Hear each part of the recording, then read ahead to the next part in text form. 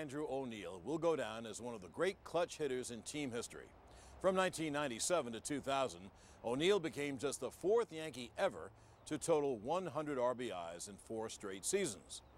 But O'Neill was no stranger to cold streaks. O'Neill started out the 1995 season red hot, but cooled off tremendously in the second half. With the Yankees desperately fighting for a wild card playoff berth, O'Neill entered an August 31st game with the Angels mired in an 0-for-16 slump. The only thing this fiery competitor was connecting with regularly was the team's water cooler. O'Neill finally broke through the cold streak that night against the Angels by becoming just the 14th Yankee ever to blast 3 home runs in a game. Tony Phillips with a career-high 21 home runs. In the series, though, just 1 for 7 against the Yankees. Jam shot, foul ball, and quickly Hitchcock ahead, no balls and 2 strikes.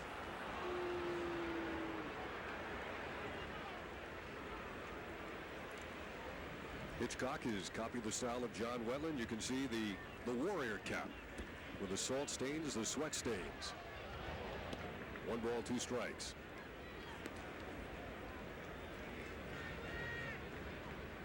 There's the on-deck hitter, former Yankee Rex Hudler.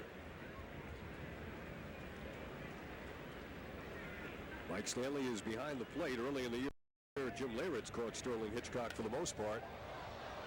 Stanley says that Hitchcock likes for him to set up on the corners. Some pitchers like him to set up right behind the plate and then move out. And he says as long as Hitchcock is hitting the spots, he'll stay out there. But if he gets into a little bit of a wild streak, he'll move back behind the plate.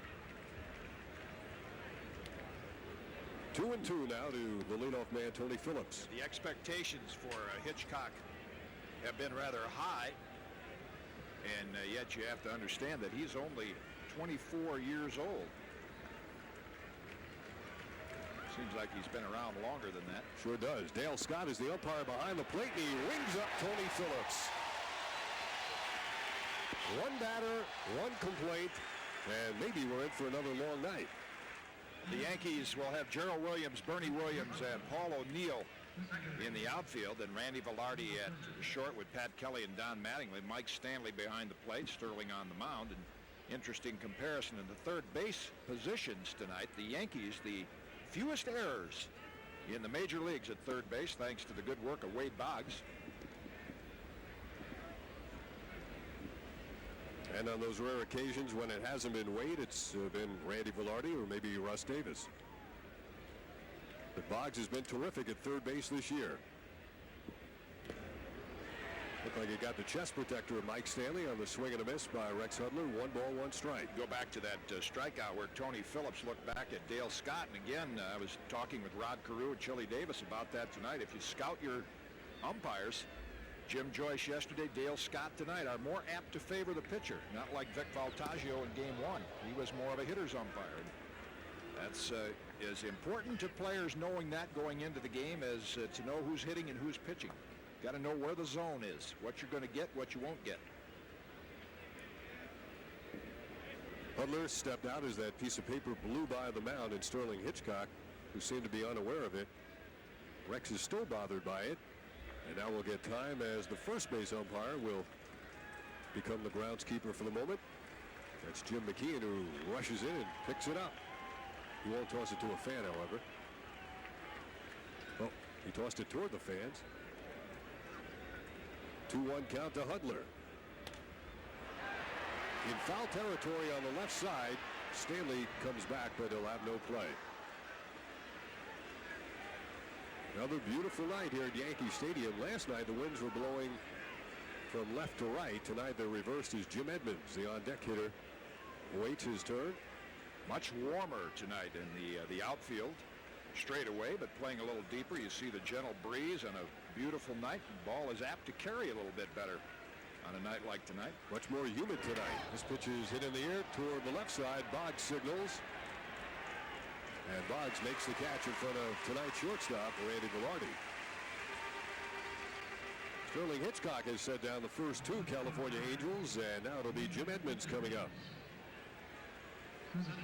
Jim Edmonds said today that I said, boy, you're really look in pain out there. And he said, well, it's something I've played with the last couple weeks, but I still feel like I can do some things and help the team, and I don't feel like it's, you know, in a danger of being an injury that'll keep me out of the lineup in September, so he's going to hang in there. I asked him about the fact that sometimes we saw him bat last night without even moving his front foot, and he says that occasionally he prefers to do that and try to keep his feet quiet at the plate. But he did look very stiff and erect last night in batting. That would be one reason why he might have a little battle with some lower back problems. He's a lifter. If you look at his swings, and the one that he strained his back on game 1 of this series was a high towering fly ball to the outfield. He does not swing down and through, he lifts. And that pitch there that turned him around that quickly could really make that bat ache. You see Stanley move inside, and you mentioned earlier that Sterling Hitchcock likes the catchers on the corners. This is where I think inexperienced pitchers don't give themselves the best of it. You know, when they, at 24 years old, the goal one is just to be able to throw the ball in the strike zone consistently, but when you have the catcher sitting on the corners, you have to be ultra sharp. Hitchcock with the 3-1 to Edmonds. He went after a pitch that might have been out of the strike zone, and you can see he is tender after that swing. Well, again, it's what the Angels have gone through the last couple of weeks, chasing bad pitches, and you can see Edmonds grimace in pain at the end of that swing, not the natural fluid swing. To left field, and it is foul. There's some news from Boston. The Red Sox have placed Vaughn Eshelman on the 15-day disabled list, soreness in his left shoulder. They've also acquired Jack Voigt from the Texas Rangers in a trade for minor league pitcher Chris Howard. Voigt goes to Pawtucket. He's been well-traveled, Jack Voigt. 2 outs in the top of the first. Sterling Hitchcock trying to get Jim Edmonds full count.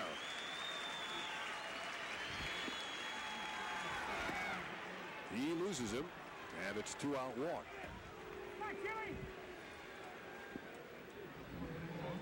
So the first base runner of the night. And now Hitchcock will have to deal with Chili Davis. 17 home runs, 68 driven in, and .328 batting average. Among the American League's best. Chili Davis.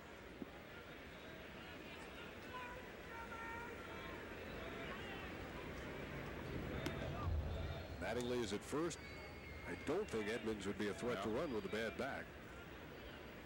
Well, if he would, I wouldn't be too concerned about that. This guy more apt to hit an extra base hit than a single, so he's the important one. He trails only Edgar Martinez and Chuck Knobloch among American League batters, and Hitchcock misses. Even if Sterling does pay close attention, we've shown often the percentages that the American League has. One of the easiest, especially left-handers, to steal bases against with a high leg kick. Center field, Bernie Williams is right there. And he makes the catch. So the Angels leave one on, but they fail to score. 0-0 as they head to the bottom of the first. Yankees Classics on Yes is brought to you in part by the New York Lottery. You can't live the dream if you don't play the game. Yep, hello, Gecko here. Yes. I need help. I am Prince Naveen, and I was cursed by a dastardly witch doctor. Oh my. Yes, here's what happened. Yeah, let me think, mate. You see, really, my thing is telling people they could save hundreds on their car insurance. Do you know any princesses who'll kiss you? Geico. 15 minutes could save you 15% or more on car insurance. See Disney's The Princess and the Frog. Only in theaters on December 11th. Rated G. You know, ideas and inventions come from people in all walks of life. Do you have an idea for a new product or invention? If so, InventHelp has information to help you get started. InventHelp is America's largest inventor service firm. Call and learn how to try to submit your idea to companies through InventHelp's data bank and apply for a patent. Even if your idea is just to improve an existing product, call for InventHelp's free information. For your inventor's information, call 1-800-227-1299.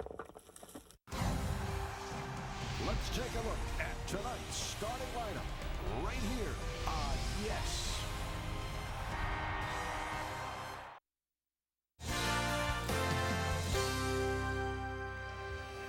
Bottom of the first at Yankee Stadium, and this is Brian Anderson, the starter for the California Angels. He's appeared in 15 games with a record of 6-6, a rather high ERA. And he works to Wade Boggs, the Yankee leadoff hitter. Wade has his average at .319. You can tell by the walk strikeout total of Anderson, not a power pitcher. Good control. Boggs has had hits in his last 4, 9 of his last 10, and 3 of his last 4 games have been multiple hit games. So Wade Boggs and Bernie Williams have really done the job at the top of the Yankee order. Bernie's on deck. Boggs at 0-2. Very close. If you're a left-hander, you can get very comfortable against Brian Anderson. I would doubt he throws inside very often. He has only walked 2 left-hand hitters in his career. This one's right up the middle, and it gets through for a typical Wade Boggs 2-strike single.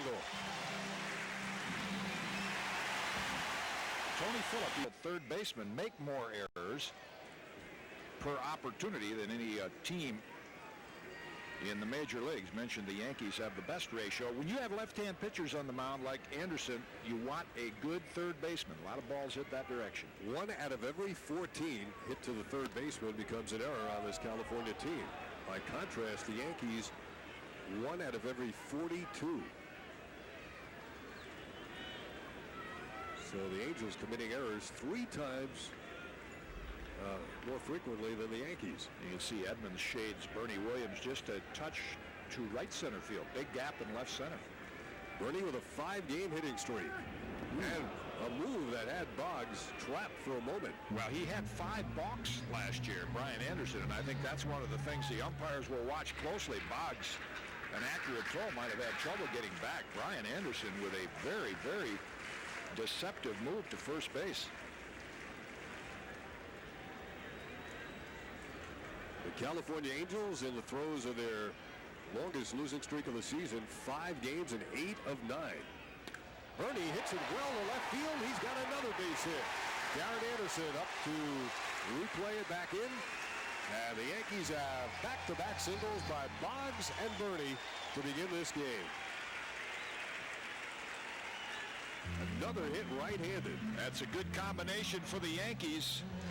2 of their hottest hitters, Boggs and Williams, against a pitcher who has really struggled the last 4 starts, and they get the Yankees started with a pair of base hits.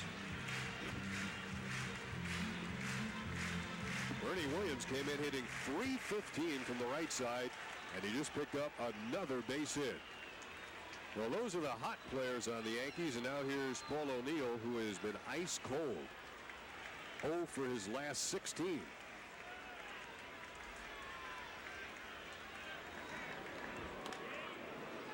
Numbers can be a little deceptive, and you're right, Paul O'Neill average-wise has been ice cold, but again, he feels like in his last 8 at-bats, he's hit the ball solidly 6 times. He's just hit it at people, and so there's no need for him to panic, even though he sees that streak of 16 at-bats, still feels he's swinging the bat well. In fact, last year when Paul O'Neill won the American League batting crown, he also suffered through an 0 for 16. And he had a slump a couple of weeks ago. He got out of it with a little dink shot to left field. He did that, remember, the beginning of the season. O'Neill had a pitch he could handle. Yeah, that again, that's a swing. See, if you're in a slump and you're out in front or you're late, you say, I've got to change some things. But Paul was right on that ball, fouled it straight back. It's one of those just missed. Sierra hasn't missed too many lately. 3 knocks in yesterday's game, couple of RBIs. Sierra is on deck. Right here, it's a 1-ball, 2-strike count to O'Neill. Boggs at second. Bernie Williams at first. Anderson peered in, thought he might get the call. That's twice now he has had a pitcher on that part of the plate. Didn't get the call either time. Number 1 draft pick of 1993 with the excellent control we mentioned, and that just off the outside corner. Getting to the big leagues in a hurry, just 23 years old.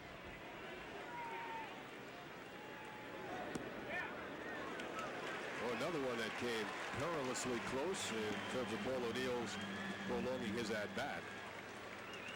Anderson using the fastball against O'Neill. And a decision for Buck Showalter here, first inning. You don't want to run yourself out of a big inning, but he can start Boggs and Williams if he wants. Anderson does not strike out a lot of hitters, particularly lefties. 3-2 to O'Neill. Well hit to right field. This one is headed to the bleachers.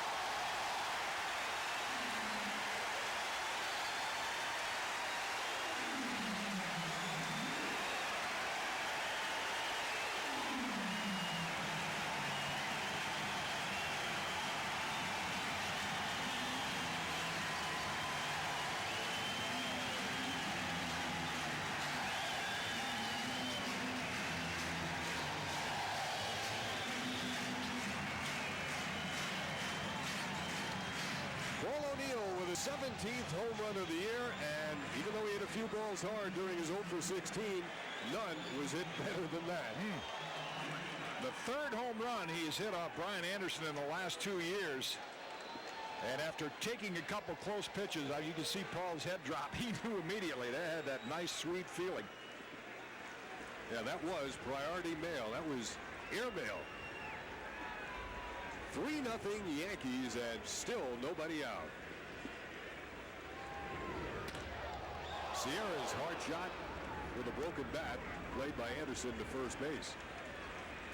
Well, if you're Buck Showalter, you hold your breath a little going into tonight's game, as again you see the great extension, and Paul drops that bat, breaks into the trot immediately. When you look at the numbers of Anderson and the way the Yankees are playing, you say, well, things look good. What you want to do is just get out there and spank this team one more time and then send them on to Boston, because they're a much better team than this, but they are going through right now the worst period they've had this season. 3-0 Yankees. Now Mike Stanley in against the lefty. I remember one time broadcasting NBA games when Washington Bullets went into Houston. Houston had won about 4 games all year. And they were defeating the Bullets late in the game, and a fan came out of the stands and said, "Can we book you guys again?" That's about how the Yankees must feel now with these Angels. But baseball managers know better than that. They know there are periods of time when you can catch a team down, and you take advantage of it, and then say, okay, get on out of Dodge and beat the next team. But like Anderson tried to turn that one over a little bit. It hit the dirt, and the count is 2-1. The best record when you combine Mike Stanley and Jim Leyritz in batting average, tie for the lead in home runs and RBIs.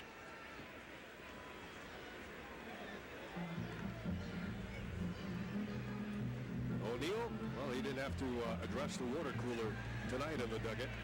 Oh, yeah. Now, he walked in after batting practice. He said, man, I was swinging the bat well. Just got to quit hitting it at people. Stanley moved back, but it was inside. The count now 2-2. We're in the first. The Yankees on a 3-run home run by Paul O'Neill lead the Angels 3-0. A couple of days ago, Mike Stanley delivered a 3-run homer in the first and a 5-run first. Marcel Latchman. This one is heading toward the lower left field seats. Home run, Mike Stanley.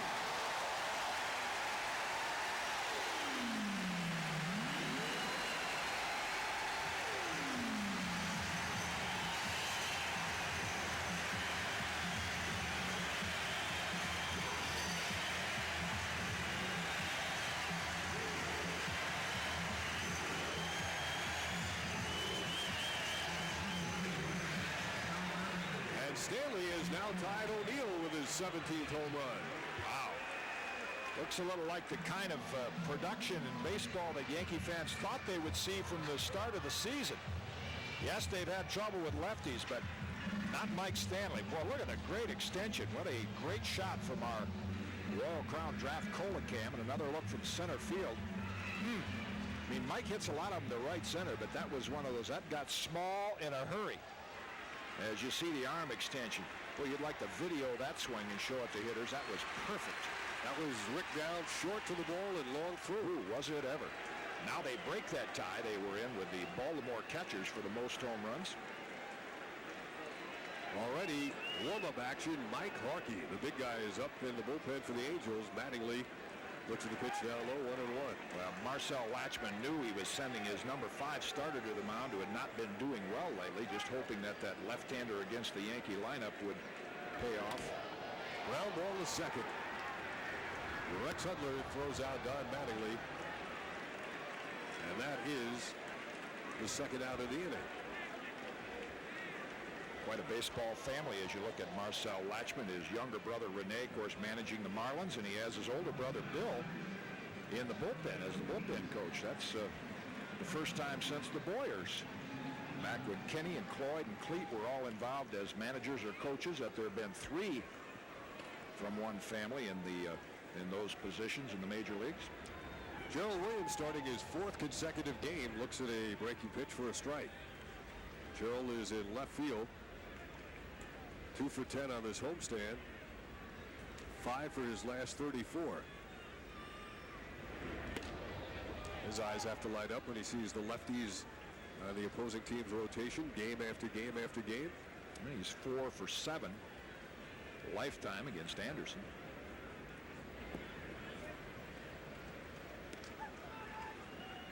Yankees 4 and the Angels nothing. We're in the first inning.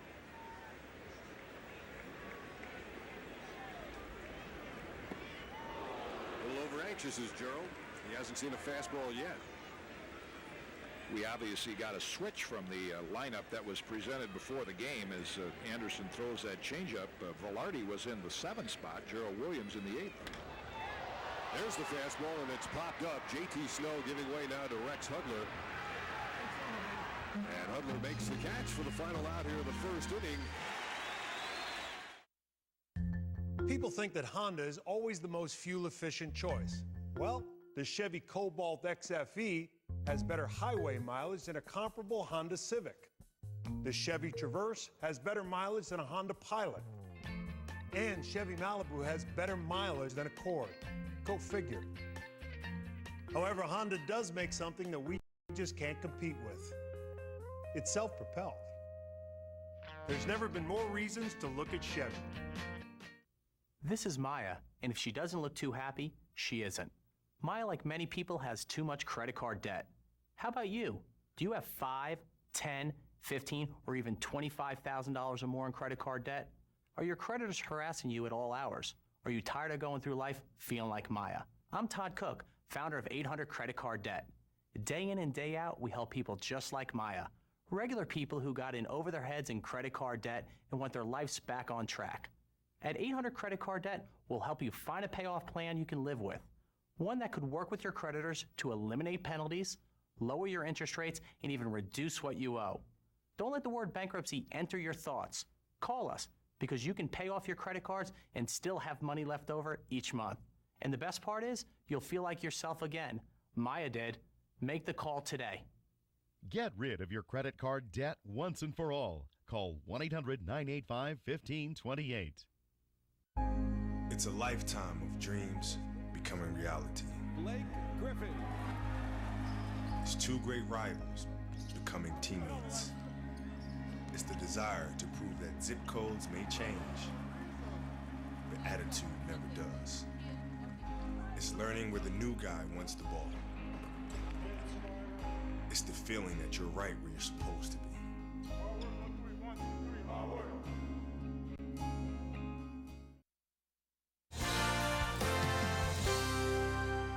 There's a mark in there from Paul O'Neill's home run. See, that looked like it hit right about there. Wow, what a sight. Beautiful night. Hitchcock working to Tim Salmon here in the second inning. Little fatherly advice from Marcel Latchman. Knows he has a 23-year-old lefty, only 2 years removed from college, so you can't expect a lot, and he's very concerned about the psyche of a young left-hander like that. Make sure he's all right.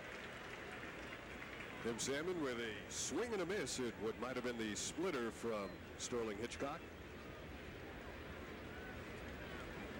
Salmon with 31 home runs.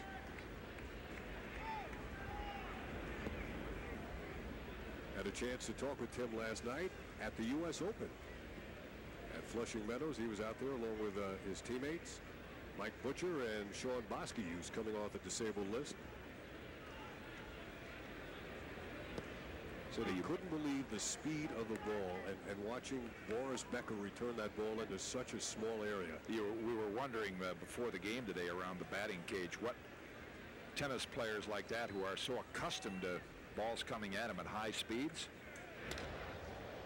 you know, what would they do if they got in the batter's box against a top-notch major league fastball is going to be mid-90s, average in the high 80s. I mean, that's a lob in tennis. I just wondered what their reaction was. I remember during my St. Louis Cardinals days having Dan Deerdorf and Otis Anderson, Pat Tilley, guys like that come out, try their hand at swinging a bat. The surprising thing with football players is some of them, even a tough running back like Otis Anderson, it is there is that fear of the ball coming at them. That is the number one thing for hitters to get over. I think they'd rather step in with Mike Tyson than step in against any pitcher they see out here. Hard hit and foul down the left field line. Hitchcock trying to do now what David Cone had a problem with in his game, is getting that early cushion and going out there and try to pitch like it's a close game and make good pitchers pitches. There's David looking on in the Yankee dugout.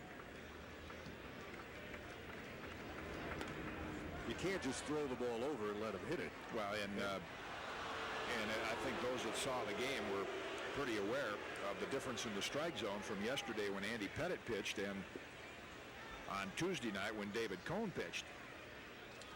And there again points up what's interesting and different about this game of baseball day to day.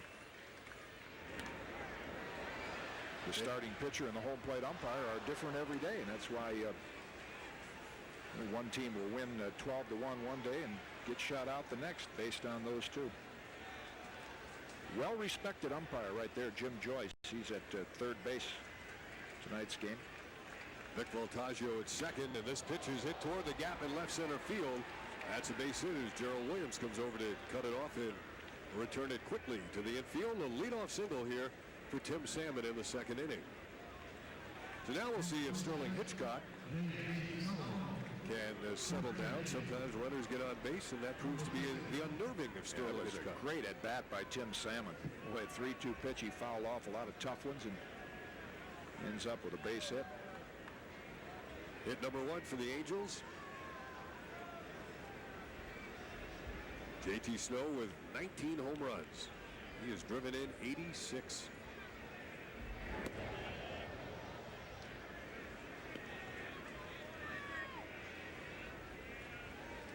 Son of the former pro football player Jack Snow, Notre Dame and the LA Rams. Now, of course, the St. Louis Rams. How odd does that sound? Odd. Well, and I think that JT Snow now, I mentioned in the last couple games, will work into where he becomes the perennial Gold Glove winner at first base. But eager to see where he finishes this year in the voting.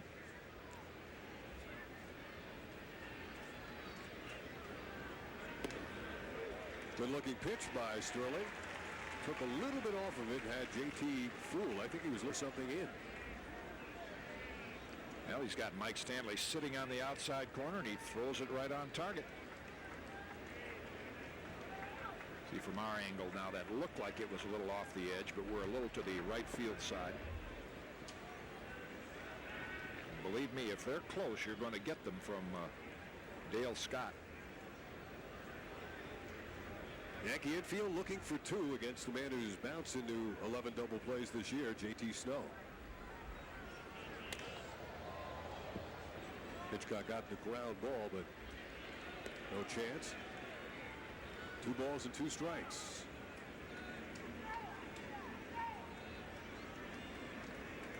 Yankees 4 and the Angels nothing. We're in the top of the second inning. The Royal Crown Raf Cola Cam showing you the Yankee defensive alignment, and this one is hit toward right center, and O'Neill on the run makes a nice catch.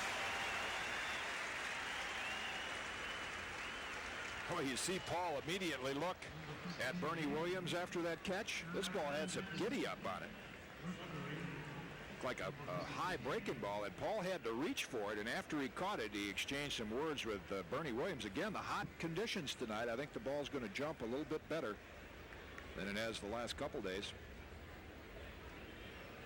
Last night that wind was coming from the north. The Canadian air was cool and dry. Tonight it's muggy. And here's the man who has more hits than anybody else since the All-Star game, the rookie Garrett Anderson.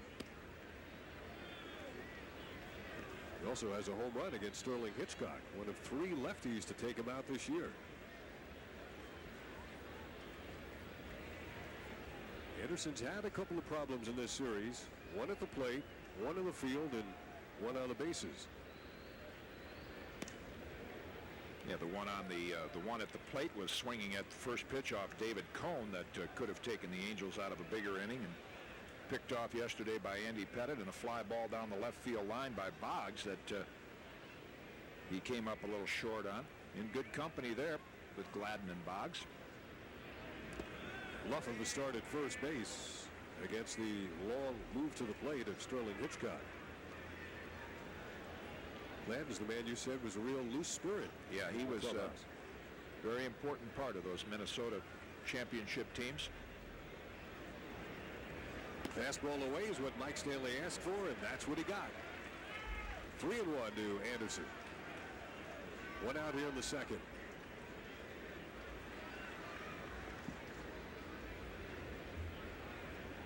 Both the pitcher and the batter with the gold chains. Anderson has a quick and a live bat. And a good teacher in Rod Carew.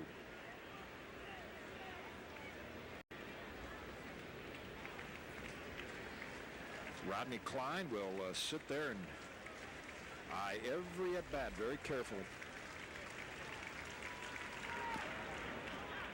Good pitch by Hitchcock as he's battled back in this full count situation. Tim Salmon returning to first base. Joe Madden is the coach there. Joe Madden is the man who puts the inspirational thought for the day on the computer printout lineup card that the California Angels have in their dugout. Oh, really? Is that his job? I noticed it changed again today. A little different message. I wrote it down too. Good. Had something to do with failure, was it? It says the heart of a fool is in his mouth, but the mouth of a wise man is in his heart. It's right down at the bottom of the list. There it is. There it is. Benjamin Franklin said it.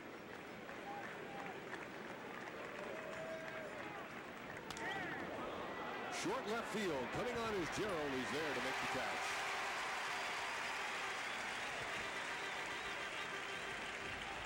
Good positioning by Gerald Williams in left field.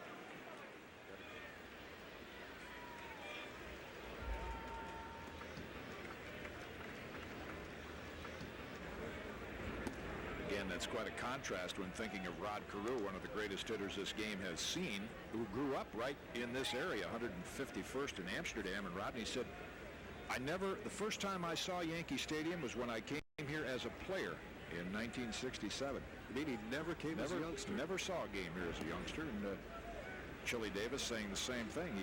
First time he saw big league games when he played in one. That's unusual, I think. That's not the norm. Damien said he played all the normal games, associated with the New York area, particularly stickball. Hitchcock on the corner. 3 balls and a strike. 2 outs and a runner at first base. The Yankees leading 4-0. Greg Myers next.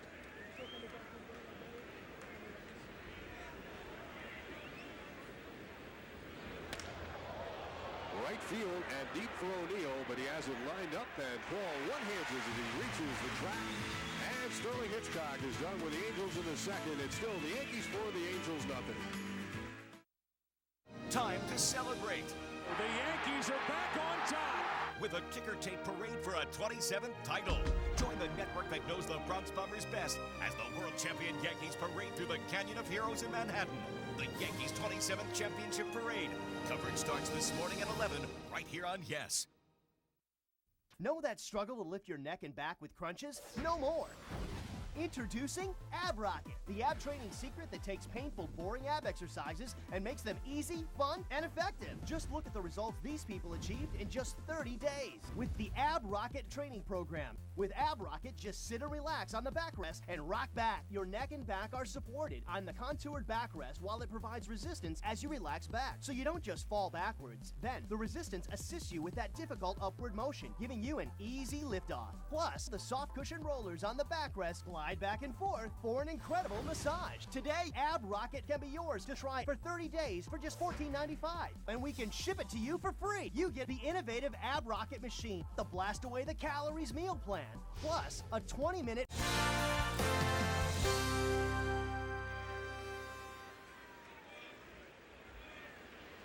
Randy Velarde leading off against Brian Anderson here in the Yankees' second, with the Yankees on top of the Angels 4-0. If you just joined us, Paul O'Neill and Mike Stanley with big home runs in the first. O'Neill's a 3-run shot.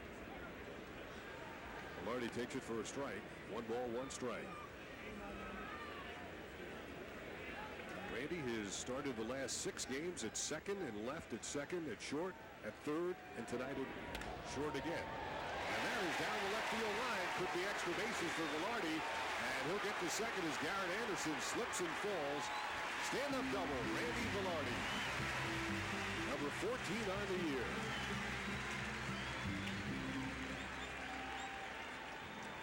Turned on that inside pitch down, and Phillips with no chance to get that one, playing him straight away off the line. And there's the carom it takes. By the time Garrett Anderson gets there, Velarde has an easy double. So the Yankees again reach Garrett Anderson as the leadoff man is on base. Boggs and Bernie Williams single in the first before O'Neill unloaded a 3-run home run. And now we get a conversation between Easley, Myers, and Anderson. That's about the sequence of signs now with a man on second base, and it's things you go over before the game, but maybe Easley just wants to make sure with Greg Myers which one they're going to use. Don't want that base runner at second peeking in and picking up your signs. Pat Kelly is up now for the Yankees. His 18 at-bat hitless streak came to an end when he got a hit a couple of nights ago. Did not play last night.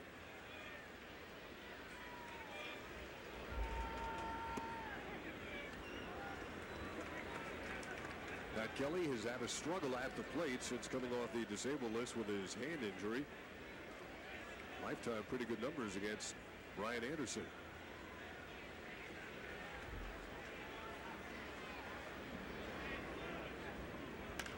Toward right field, but that one is going foul. Before the injury that put him on the DL, Pat Kelly was hitting at .315 and had picked up 12 walks. Since coming off the DL, his average is 100 points lower, and he's only walked 8 times. City would not use that as an excuse. He feels the left hand is in good shape, good flexibility.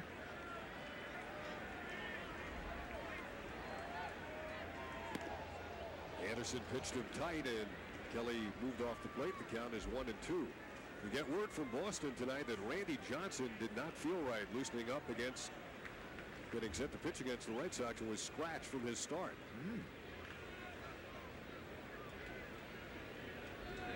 Seattle had to go to emergency starter Bob Wolcott.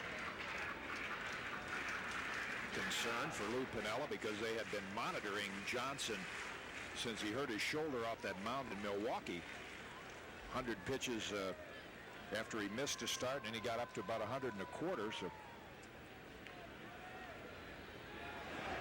runners going as Kelly hits it to deep center field. Velarde has to hustle back to tag up. Does he have enough time to go again?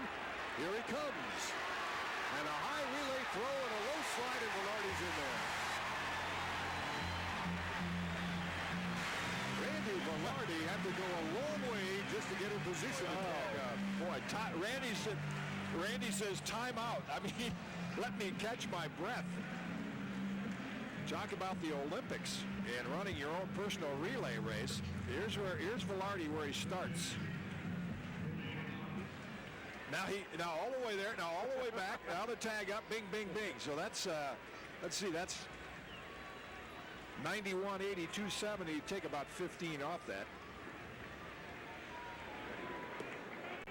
But that's close to a 100-yard dash. Not far from it. That's a lot tougher than going 100 yards straight, going 90 yards in a relay like that. And then the head-first slide. The throw from Jim Edmonds was high to Damian Easley, who had to leap to catch it and then relay it to third. Now Boggs with a chance to pick up an RBI.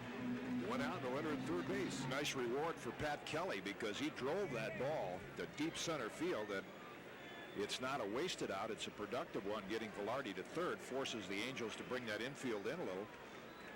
Well, that happened because Velarde was moving on the pitch. Wade Boggs singled up the middle his first time up.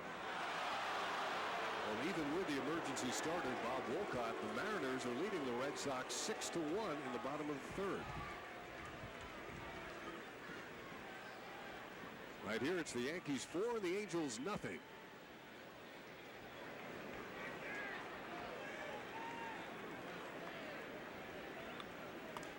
Another foul.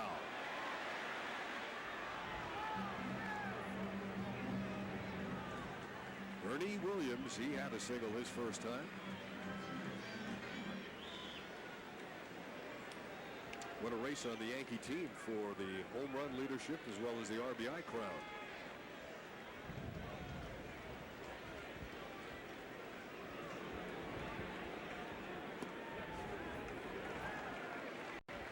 Two and two now to Wade Boggs.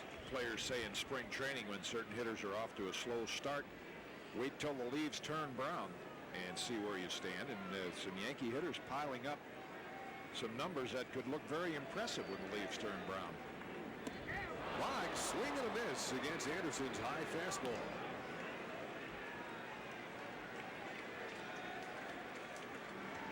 Don't see that very often. The target was set outside, and he just threw a fastball belt high right past Wade Boggs. That is rare. Rare indeed as Boggs goes back to the bat rack, and now with 2 outs, Bernie Williams will bat against Brian Anderson.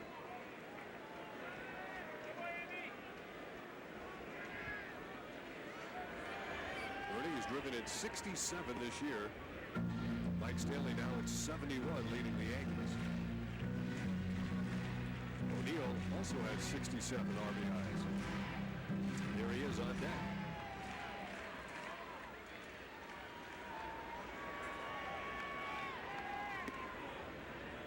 That time the high breaking pitch, 2 balls and no strikes.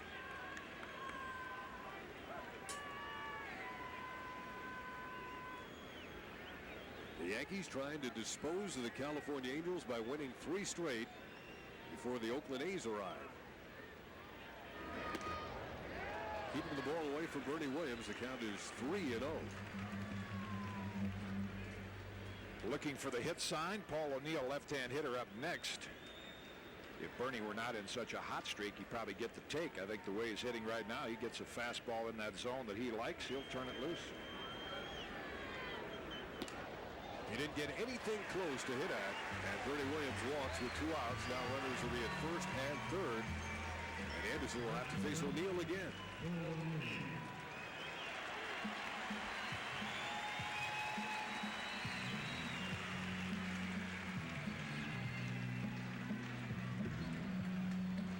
O'Neill has not been below 300 since the 3rd day of the season at the end of April.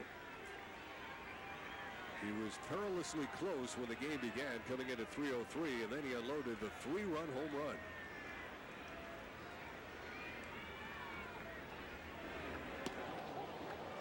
That time the breaking pitch. Let's go back to the first inning and watch it one more time. The fastball low where the lefties like it, and O'Neill took it into the bleachers. Saw 2 perfect swings in that first inning from, I mean, if you're a student of hitting, you want to watch from the left and the right. The extension of Stanley and O'Neill on those home run swings. Kitty, I'm thinking back to the pitch that O'Neill fouled off right before he hit the home run. Yeah, fouled it straight back. That's usually a danger sign for a pitcher. When a hitter does that, you say, I got to either throw it harder or slower, but not the same speed. Ball got one the same speed in his zone. Here he is hitting with a 1-1 count. We're going to move to first. Bernie with the dive back. Bernie, as a teenager, was a world-ranked 400-meter man. Apparently, he was also a pretty good competitive swimmer. Yeah, once he gets those legs in gear, he can fly. It's that first or second step keeps him from being a better base stealer. Low to O'Neill, 2-1 down. Anderson trying to battle his way out of the second inning without allowing another run. The Yankees got 4 in the first. Ruben Sierra is next.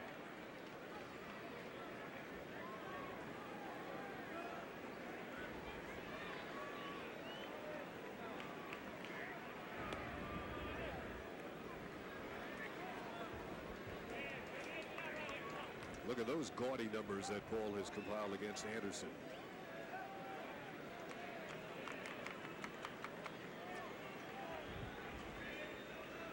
This will be a 2-1 pitch on the way from Brian Anderson. This one is to deep right field, and this one is gone as well. Another 3-run homer.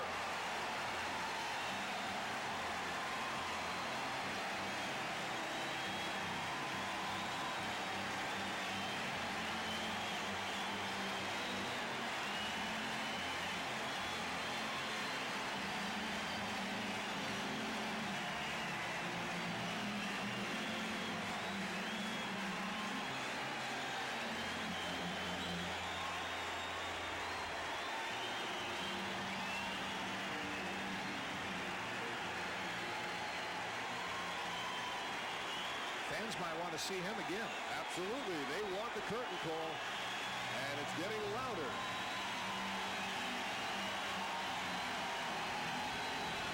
And louder.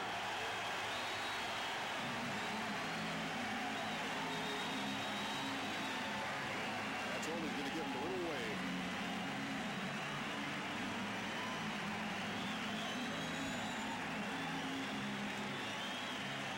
Same zone, but that was a flat slider. And Paul O'Neill, who had been hitting the ball well lately, but right at people, is hitting one where nobody can catch it for the Angels. Paul O'Neill might have to work a little bit on the curtain call. Oh, he came out of the dugout. We're back after this. The New York Yankees are proud to offer the Yankees Universe Members Fan Club through Yankees.com. It's a new way for the greatest fans in the world to connect to the team, the players, and the community. Fans will have access to an exclusive members-only Yankees Universe website containing behind-the-scenes video of Yankee Stadium, player interviews, and archive chats. Plus, you'll receive exclusive photos and articles that you won't find anywhere else on the web. Members also get a subscription to MLB Game Day audio so you can listen to your favorite team online. At Yankee Stadium, members enjoy fast-track entrance at Gate 2 and fast-track entrance at Yankees Museum on Wednesdays, Thursdays, and Sundays, all for just $19.95. Show your membership card at participating Yankees Clubhouse stores and receive a 10% discount.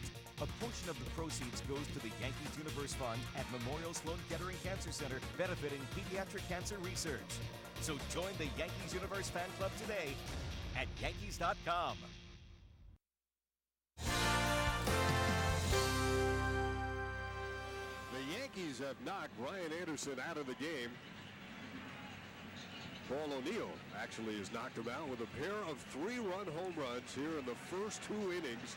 The Yankees lead 7-0, and Mike Harkey takes over for Anderson with 2 outs here in the Yankees' second inning. Sierra will step around to the left side. Harkey appearing in relief for the first time as an Angel. 8 games, all starts.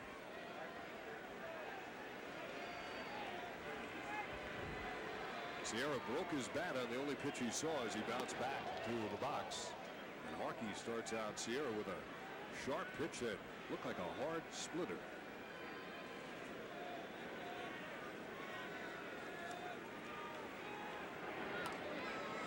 Quick ahead, 0-2.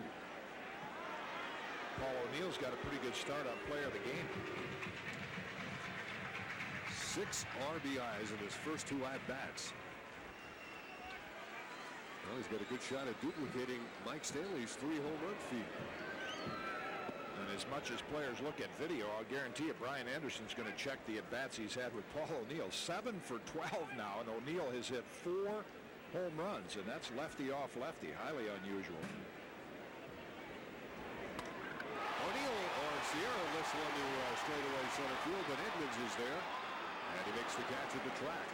Ball carried well off the bat of Ruben Sierra. The Yankees add 3 more. Come back to Yankee Classics. Paul O'Neill's display of power on August 31st, 1995 appears on the surface to be surprising since it came against a left-handed starter.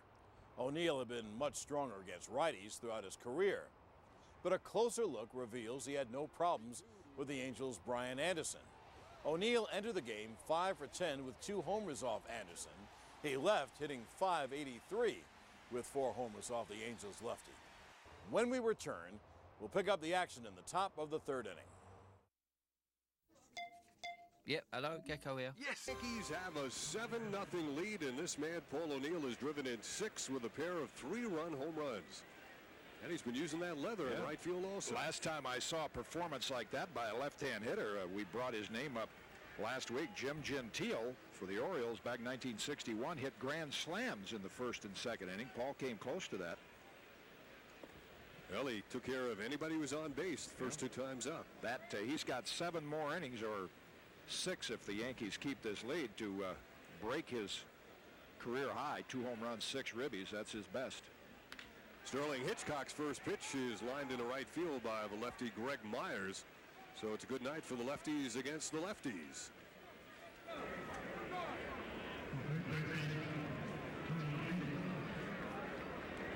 Tony Phillips now the top of the lineup for the California Angels as they bat in the 3rd inning, down 7-0. Somebody asked Marcel Latchman about the mood of the team and losing, and he said, I don't want to be disrespectful or anything like that toward New York, but he said when you leave the ballpark on the bus and you drive through some, disadvantaged neighborhoods, he says you really realize what losing a baseball game means and how insignificant it is to some of the tough times that other people have. Well, and I think that's a manager's job when a team is going through times like this, to just try to keep everything in perspective. I mean, who wouldn't want to be in his position with an 8-game lead and a month to play? So just trying to weather this storm on the East Coast like the Yankees tried to do on the West Coast. Bouncing ball that Boggs will field in foul territory. By the way, Mark Langston, who is questionable in terms of starting up in Boston, is okay and will start for the Angels. And now starting with tonight's game, that's 10 games in a row that the Angels have not received a good quality start from their starters, and Langston's the guy that could give that to him this weekend. Phillips really antsy in the batter's box, awaiting the delivery of Sterling Hitchcock. He was called out on strikes his first time up. He's talking to himself, flapping that tongue. Probably get down in that deep crouch right now. The Angels just try to get a few base runners against Hitchcock. Lays off the pitch. It's now 3 balls and a strike. There's the wonder dog, Rex Hudler, to hit next. Greg Myers is on base, the Angels catcher. He has the 2nd hit of the game for California. Don Mattingly holding him on. Phillips crouching even more. And that pitch can't find the strike zone. It's a walk. 2 runners on, nobody out here in the 2nd inning. And these kind of games can test a manager and pitching coach's patience. Nardi Contreras talking to Buck right now about that. Yesterday saying, hey, I want him to see the number 1. I just want him to take that first pitch and throw it in the strike zone. Don't worry about hitting the corners. They might hit it at somebody. Rex popped out to 3rd. Excuse me, kid. Good stuff down the first. Branch Rickey had still the greatest philosophy for pitching. Throw me strikes for 5 and low strikes for 4 more. That'll get you a 9-inning win most of the time. That might appear on the bottom of the California Angels printout. Nick Branch makes those books of great quotations with Franklin and some of those other folks. He made some pretty good ones pertaining to the game of baseball.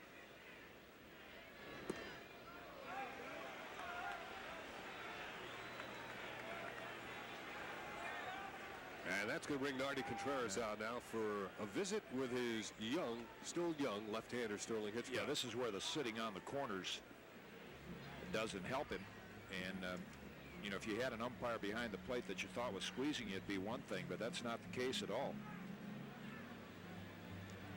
Yesterday on the post-game report, as Al Troutwig interviewed Andy Pettit, Andy told him that he had gone to a new pitch in the game and used it with great success, the cutter. The cutter, and credit Billy Connors for starting that. There again, Andy Pettit was in the instructional league. His wife was expecting a baby. He said, I tried that. Billy showed me the cutter. I worked on it a little, but then I went home to be with my wife. I didn't get a chance to follow through on it. Now he's just realized what a good pitch that can be for him. It's really, the cutter is the original slider. It's the hard slider, but today it's called the cut fastball. Same effect.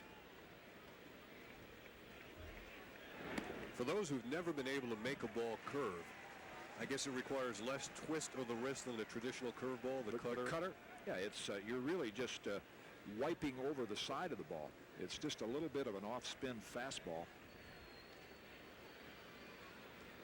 Not a lot of wrist turn. 2 balls and a strike as Hudler fouls one out of play.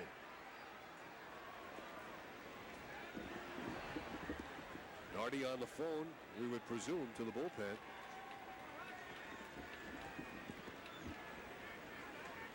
Yankees leading 7-0. But 2 on and nobody out. Mariano Rivera is going to loosen up. So Hitchcock tries to work out of it here in the second.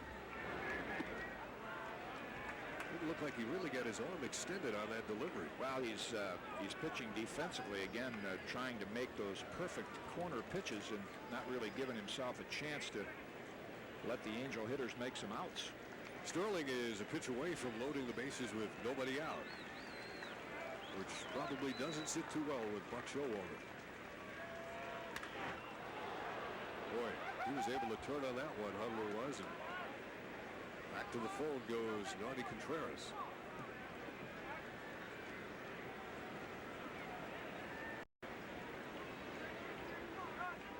That sign was to Mike Stanley.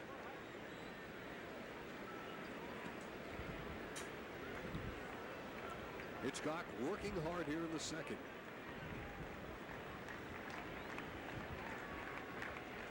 Make it the third with the Yankees on top 7-0. That might have been a ball, and it gets by Wade Boggs into left field, and here comes the first Angel run. Throw back to second, and Phillips hangs on there. Myers scores on the bouncing base hit by Rex Hudler, and it is now a 7-1 game. Hudler picks up the RBI, his 20th of the season. 3-2 pitch, it looked fastball on the ground, but hit sharply at Boggs. Can't quite reach that one. Again, the damaging walk to Phillips puts Myers in scoring position to score on Hudler's single. 7-1. A concerned Buck Showalter looking on. Now here come the big bats for the California Angels. Jim Edmonds, one of the 3 left-handed batters to hit a home run this year off Sterling Hitchcock. That's a strike. Tino Martinez and Garrett Anderson of the Angels are the others. Edmonds bothered by the back problem. He says it hurts him more when he swings than when he fields or has to bend over.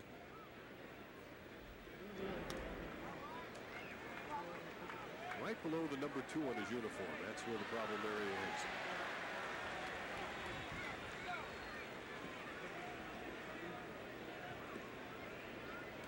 Hitchcock working here in the 3rd inning with what now is a 6-run cushion.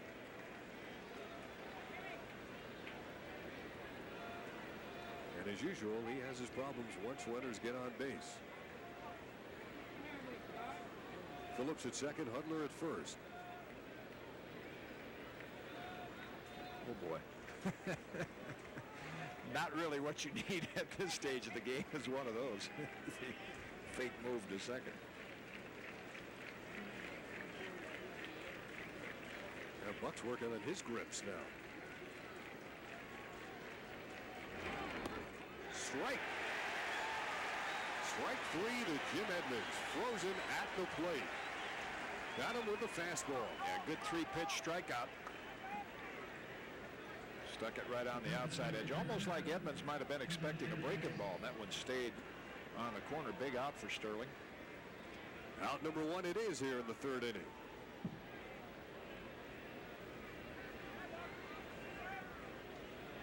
Chili Davis comes to the plate as Edmonds is back in the Angels dugout.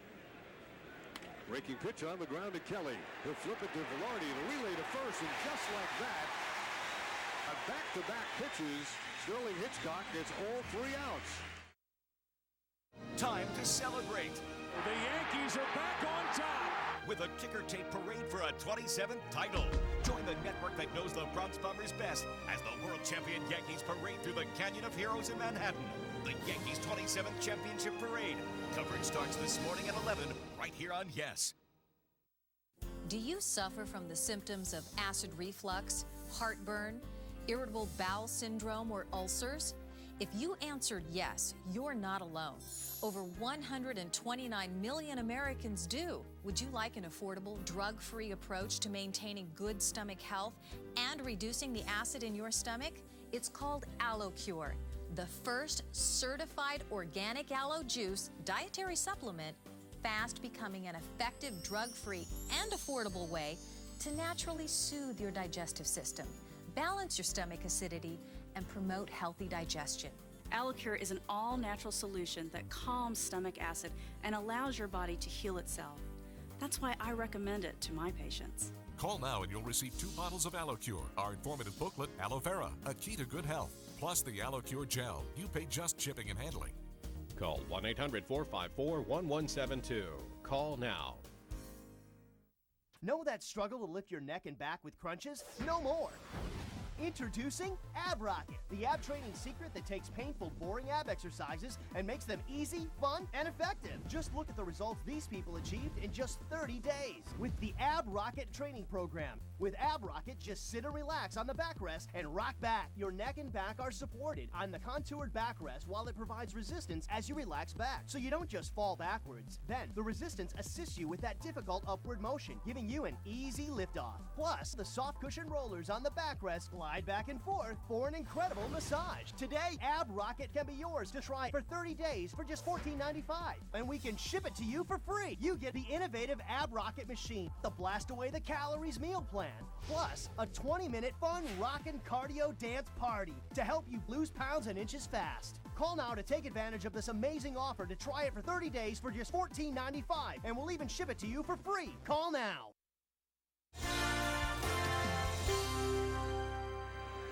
Well, the Yankees with a 7-1 lead will now face Mike Harkey in the bottom of the third inning. Mike Stanley hit a solo home run his first time up in a 4-run first inning for the Yankees. Then there were 3 more added in the second. Let's turn the clock back to the first inning and look at Mike Stanley batting against Brian Anderson, the starter. Boy, check that extension.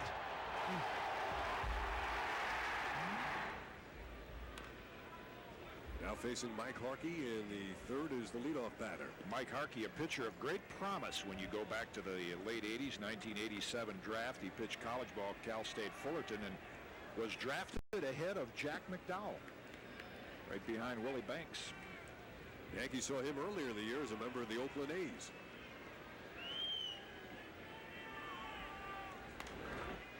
Stanley lifts it out of play to the right side. He's big. Getting into that season when he looks like a tight end. That season about to begin. Unfortunately, the Yankees have turned it around to keep a focus on this baseball season before the onslaught of college and professional football. And yes, it is one of the pluses of the wild card situation. A lot of areas around the country, baseball will remain a priority as Edmonds catches the fly ball off the bat of Mike Stanley. Well, I think it'll remain a priority among those of us that follow baseball. I don't think the wild card has done anything to attract additional attendance, but certainly those that follow the game, it's of a little more interest to see how this season is going to wrap up with the wild card teams. And I think the only benefit is going to be for baseball television revenue and the additional layer of divisional playoffs. Mattingly looks at the pitch low for Mike Harkey. But if I was in a city where my team was out of the regular race and out of the wild card race, I'd be going whole hog on football come this first weekend in September. So it would keep my interest. You're saying it would keep your interest? Oh, absolutely. See, but you're a baseball fan, and I think what baseball's hoping they could, could attract some casual fans.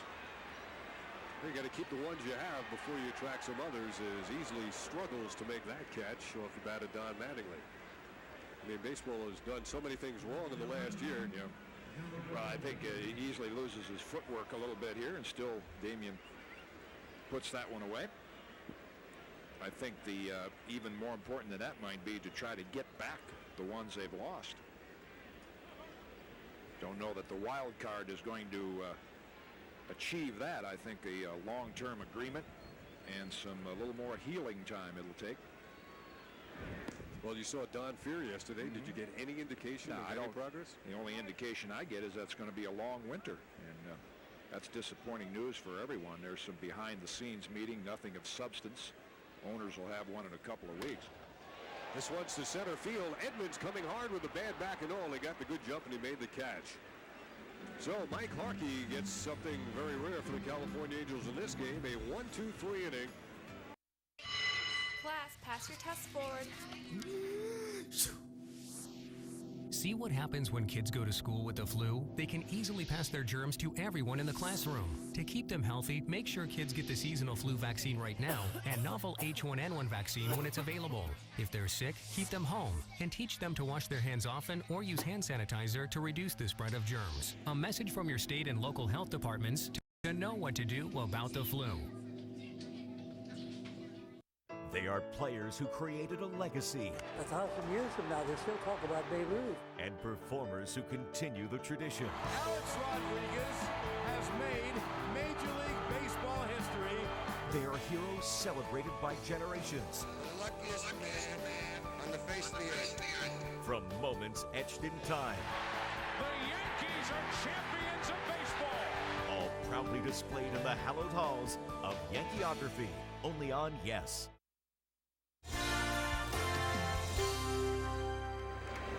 There's some talent in the stands tonight. Gregory Hines. The man can dance. Ooh. Nice uni, casual, very summer night. He could have fit right in last night. I saw Smokey Joe's Cafe. There was some great dancing and so that's our, now not yours, I'm older than you are. That's the 50s, 60s era. Gregory Hines, he could have cut a rug with some of those tunes. Tim Salmon, 1-1. You are my social calendar idol. No one has their life more planned out with fun stuff than you. If it's not golf, it's whale watching. If it's not that, it's Broadway, a restaurant. It's great. It's absolutely great. What could be better than enjoying your time off in the life of a big leaguer, whether you're a player or whatever? I mean, this gives you, players could do the same thing. Did you do that when you were a player? Did you take time to sightsee? Not as much. We talked about it today with, in fact, it was Chili Davis talking about how when you first come in as a visiting player. That's an easy hop for Randy Velarde. A little wide for Mattingly, but one away. Much better start for Sterling Hitchcock to this inning. When you come in as a young player, you're a little intimidated by New York. You don't know where to go. Nobody's told you what to do other than everything's expensive. But, after you've played baseball, come into this city, you really appreciate what you can do here and how enjoyable it can be. For all they say about New York, the places you really should worry are Houston and Atlanta. Ooh. And even Minneapolis, sad to say, is up on the charts of crime, violent crime. That's one of our favorite cities. Oh, I know, but the list came out a couple weeks ago. They're right up near the top. Here's JT Snow. What's happening with the Angels here is that their key hitters are just dying in this series. J.T. Snow has one hit. It was a home run. Other than that, Chili Davis is 0 for the series. Yeah, they're averaging more runs per game coming into the series, and even the Indians almost 7, well over 6. And the last couple weeks, that's down to 3 runs a game. And you combine that with pitchers that aren't pitching well, and you've lost a lot of games. Chili Davis in the series, let's see now, 0 for 8. Jim Edmonds, 0 for 8. It's a couple of 300 hitters, 0 for 2+ games. Tim Salmon has outstanding numbers on the road, and he's got a hit in tonight's game. 355 on the road. Most hitters hit much better at home, like Boggs, Bernie Williams do. He lost him. J.T. Snow is walked by Sterling Hitchcock. Talked last night, yesterday, and raved, and that's what impresses everybody around the American League about Andy Pettit's motion and his mechanics. And so many things you learn as a youngster and are hard to undo, but you'd sure like to spend some time with Sterling and get him to look at the target more than at the ground and at the runner. That would really give him a much better chance to have the kind of control Andy Pettit had yesterday. Well, I'll tell you, no one spent more time at Sterling Hitchcock's locker this afternoon than Andy Pettit. They went over every hitter more than once. You know, Pettit was saying, first pitch curveball to Jim Edmonds, here's what he did. And Hitchcock listened, and then he called over Mike Stanley to talk to Stanley about how they wanted to play the game. So in terms of homework and getting mentally ready to pitch tonight, he seemed to be doing it all. 0-1 to the rookie Anderson. That part's fine as far as how to pitch hitters, but you still have to go. It's what you do, maybe more so than what that guy in the batter's box will do. And now watch what Sterling Hitchcock looks at, what Jim has been talking about all season long about him. Watch where he's looking as he's pitching. Not looking, not looking, not looking, not looking, looking. And there are some pitchers that Dick Ruthven was a teammate of mine that did very well looking at the ground, had good control, but see, again, the focus right there looks like it might be at the guy on first base, then down on the ground. In the last minute, he picks up the target. And it's not to say you can't do it that way, but boy, if you could dial him back to 16 years of age with that great arm and say, you know, change that part of your windup, it'll help you a lot. Could be 2. Well, nicely done by the Yankee infield and by Sterling Hitchcock. He puts a 0 on the board, and the Yankees have their 7-1 lead to have some fun with in the bottom of the 4th. He talks with Dale Scott about the strike zone, perhaps. The Nets take a short road trip for a frenzy in Philly. Tonight, Brook Lopez is ready to set him up and knock him down as he and the Nets take it to the Sixers. Nets, Sixers. Coverage starts tonight at 6:30 with the Nets pregame. Only on Yes.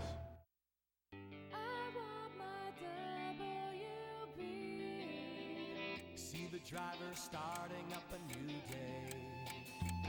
Bringing all your office needs your way and my way. I want my WB. I want my WB. Office lady waiting to be set free. Set free. Now watch your hero man with a delivery. Free delivery. I want my WB. I want my WB. I want my WB.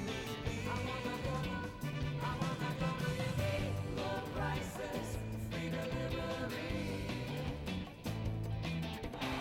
I want my WB. Oh, but WB Mason.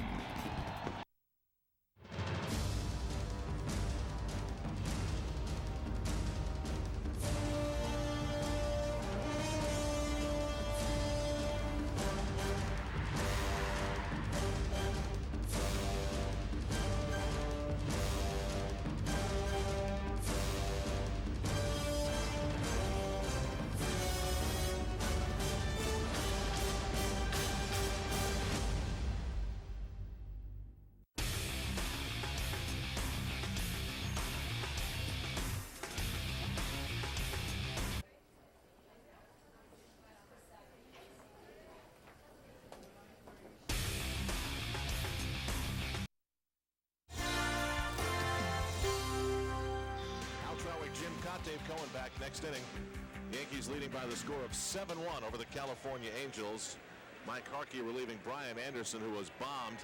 7 runs in the first 2 innings. Here's Randy Velarde hitting 8th, doubled, scored a run back in the 2nd inning. You getting butterflies yet? Get a little nervous. Yeah, you're walking out in that big league field. A lot of different ways you can go with that rake. You can go east-west, north-south, a little northeast, southwest. I got roped into this. I mean, I didn't know that because they fed me in the bullpen that I was going to have to work. Got to earn your keep. That'll be Al. Next inning, he'll be a member of the crew. Velarde hits to the position he's playing tonight. 1 out in the Yankee 4th. Any tips? I mean, you've been around the game. I wish former Yankee player and broadcaster Jay Johnstone was here. You know, he and Jerry Royce, when they were with the Dodgers one game, as active players, just for fun. They threw the coveralls on and went out and raked the infield in the 5th inning. But I'm actually, I think, going to get to replace second base. You know, take it out and slide it in. Well, do it with soft hands. You know, don't get nervous and stiff in the hands. Nice hands of Pat Kelly. The hits have been few and far between for Pat, but he fists this one into right center field. Pat says, well, I'm even for the night. Off the left-hander, I hit the ball well, drove it to center field, just got a fly out. That one's up and in. He fights it off. Pat, a better low ball hitter than high, went up and sliced that one. Yeah, do that when you go down and watch your. Have you ever tried it? Now that's a Larry Anderson. Remember Larry Anderson with all of his former reliever used to say, how do you do these different things? And we said that in the dugout when managers would say, watch the wind. You can't watch the wind. It says watch your head. You can't watch your head. You got to watch the seal that you don't bump your head. That's true. It's one of those jumbo shrimp things that George Carlin used to talk about all the time. Jumbo shrimp. Wade Boggs gets underneath one. And Rex Hudler is trying to do the same thing, get underneath it. And he does, 2 away. I'll give you I'll lead in a little bit so that when you go out there, see, you're going to run out here. Right. I guess you're going to do first base first, take that baby out, and, you know, don't trip. Just a nice, gentle sprint. And again, soft arms, relaxed hands. You get too tight out there, and then a little wave to the crowd. We'll see you back up here later in the game. The pressure really comes from the raking near first base. You know, you've got Mattingly in the Gold Glove. This is after I watch my head, of course, or the ceiling. You want to make sure it's nice and smooth, no little bumps. Here's Bernie Williams, 296. On base twice again tonight. Single and a walk, scoring both times. Kelly's back.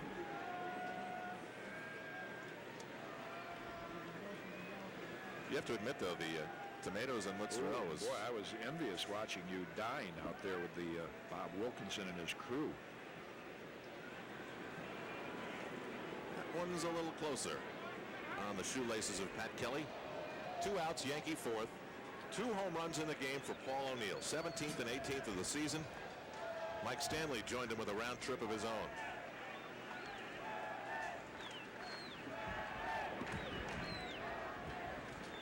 Just off and maybe low.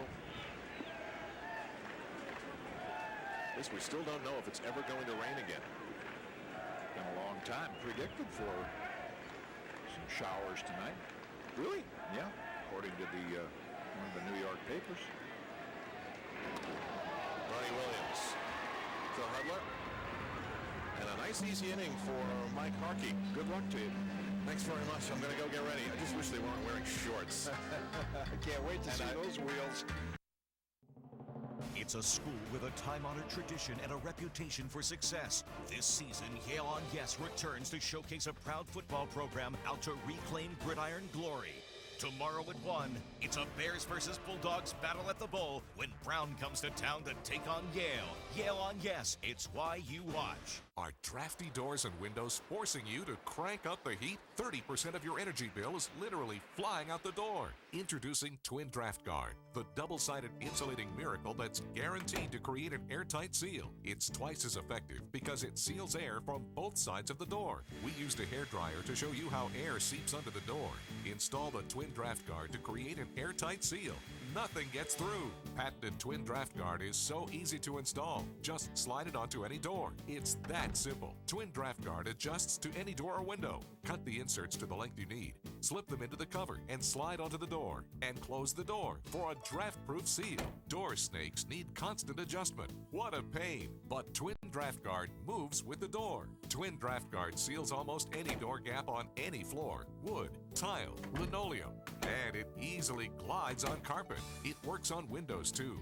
The flexible double-sided arms block the airflow for an airtight seal. Use Twin Draft Guard on outside doors to block the cold winds and snow. Insulate garages and basements. Keep out fumes and noise. In hot weather, Twin Draft Guard seals in cool air to lower air conditioning bills. Adjustable Twin Draft Guard is only $19.99. Call now and we'll double the offer. You'll get 2 Twin Draft Guards for $19.99. It's guaranteed to lower your energy bills. If it doesn't pay for itself the very first month, send it back for a refund. As a free gift, you'll receive the Chrome Finish 5-prong over-the-door ceramic hook. No installation.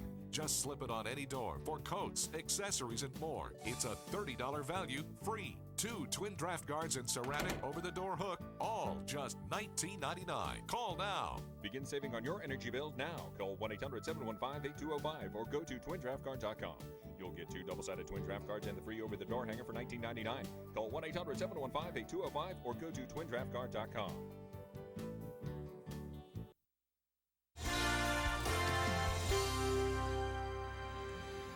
Yankees have had a pair of 3-run homers from Paul O'Neill and a solo shot from Mike Stanley. 7-1, the Yankees almost halfway to a 3-game sweep of these California Angels. And here to lead off is Damian Easley, the number 8 hitter for the Angels in inning number 5. He flied out to right his first time up. Sterling Hitchcock's been in and out of trouble all night. Curveball in for a strike. Yeah, much better last inning. He forced the Angels to hit the ball for the most part. Did walk Snow. Second curve, second called strike.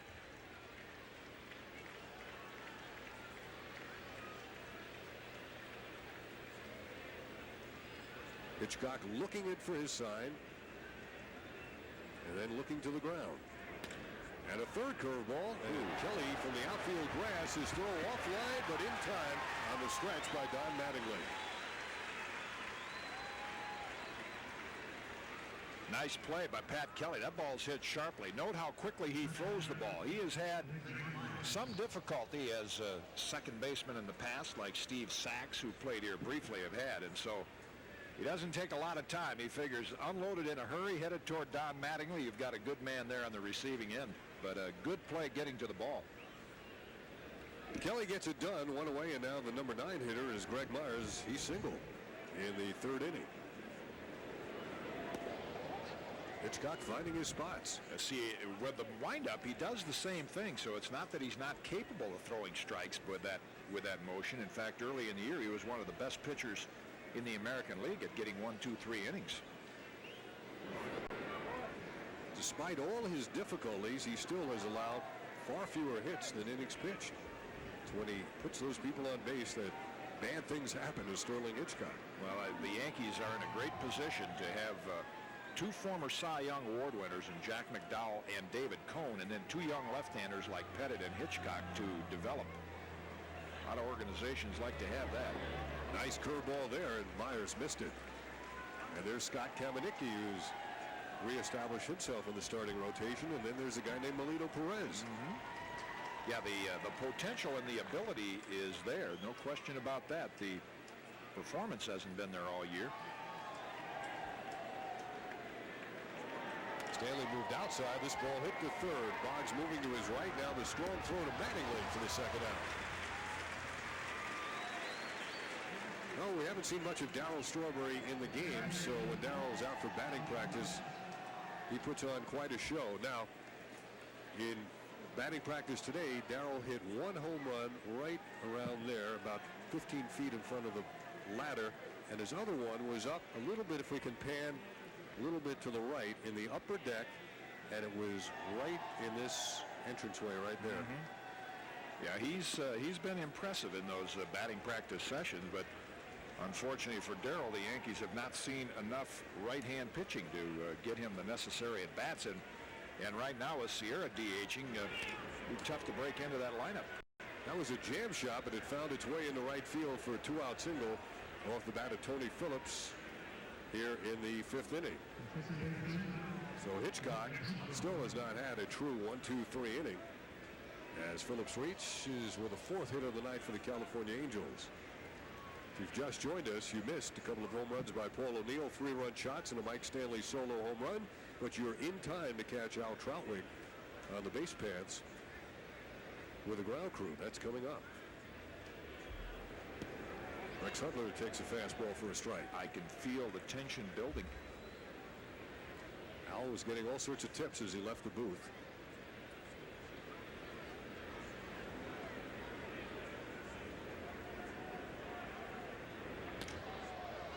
Lifted on the right side. Pat Kelly very good at going out for fly balls here in Yankee Stadium. He handles that one nicely. And that becomes a relatively easy inning for Sterling Hitchcock. Time to celebrate. The Yankees are back on top. With a kicker tape parade for a 27th title. Join the network that knows the Bronx Bombers best as the world champion Yankees parade through the Canyon of Heroes in Manhattan. The Yankees 27th Championship Parade. Coverage starts this morning at 11 right here on Yes. Hard news. It continually changes, evolves, and impacts your life moment to moment. Turning, transitioning, and transforming in an instant.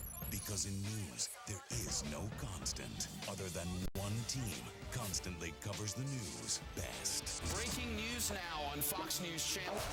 Georgian forces have begun to fire. Still a desperate situation on the Mexican side of the border. It's a massive public health problem. As soon as we find out that something's going on, we are on it. We're covering news with a fresh perspective. We push the limit. We tell it like it is. Bringing you the details as soon as we get them. The best resources from top to bottom. Across America, every story that matters to you. Twisters hammer Virginia. Polygamist outrage. The governor is expected to sign that legislation. The FBI has investigated. Top target for terrorists. We can go to the foreign desk and say, okay, there was a bombing in Baghdad today.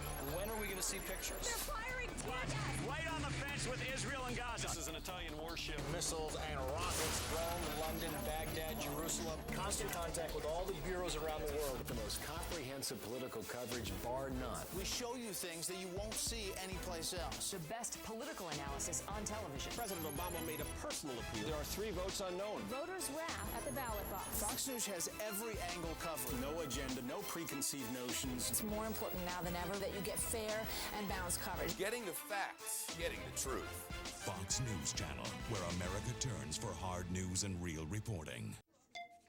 Yep, hello, Gecko here. Yes. I need help. I am Prince Naveen, and I was cursed by a dastardly witch doctor. Oh my. Yes, here's what happened. Yeah, let me think, mate. You see, really, my thing is telling people they could save hundreds on their car insurance. Do you know any princesses who'll kiss ya? Geico. 15 minutes could save you 15% or more on car insurance. See Disney's The Princess and the Frog. Only in theaters on December 11th. Rated G.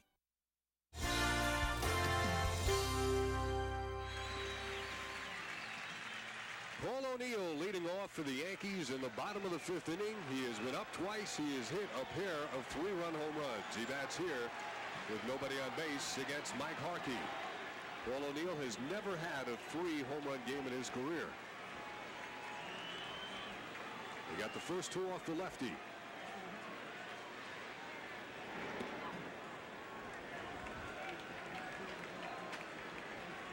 Both home runs off Brian Anderson.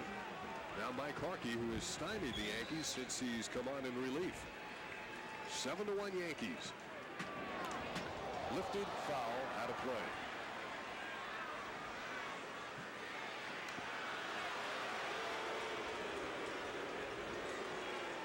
Both of O'Neill's home runs were to right center field.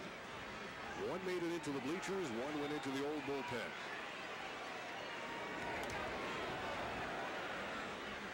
Now the count's even at 2-2. Harkey won't give him anything inside like Brian Anderson did. I mean, that was down and in, or rather that down and away that he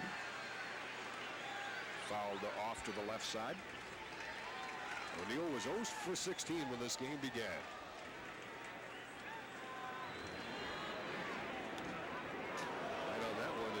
straight back. Rick Myers shook his head to Mike Harkey. He had the target inside. Harkey threw it outside. Ruben Sierra is on deck for the Yankees. But the crowd right now focused on Paul O'Neill's bid for maybe a third home run, and that one is just off the corner. That's another characteristic of a hitter that is in a good streak. Forget that Paul went 16 at-bats without a hit. He's swinging the bat well as they recognize and lay off the close pitches. When they're in a slump, they usually offer at those. This one's golfed to right field. Is it high enough? It is gone! His third home run of the game. His first 3 home run game. Paul O'Neill.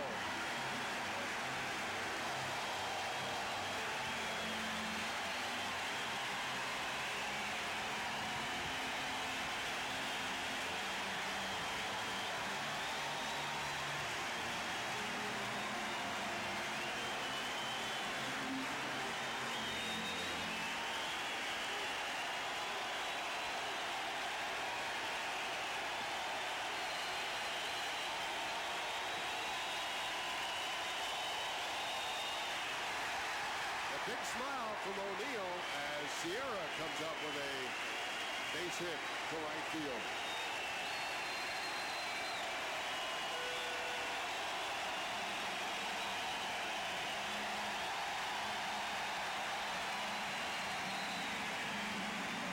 Oh, the down and in sweet spot. Boy, the water coolers are safe tonight. What a night Paul O'Neill's having.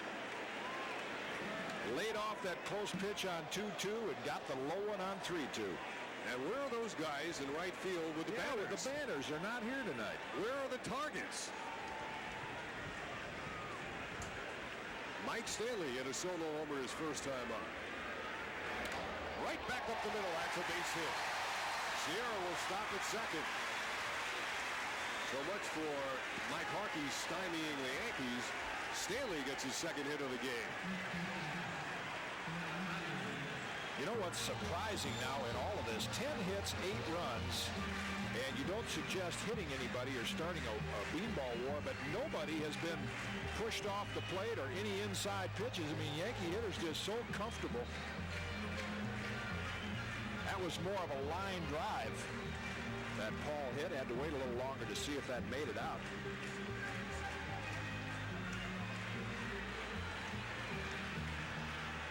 Now Don Mattingly. Grounded to second and popped to short. Grounded to first. Snow will throw to second. The return is not in time.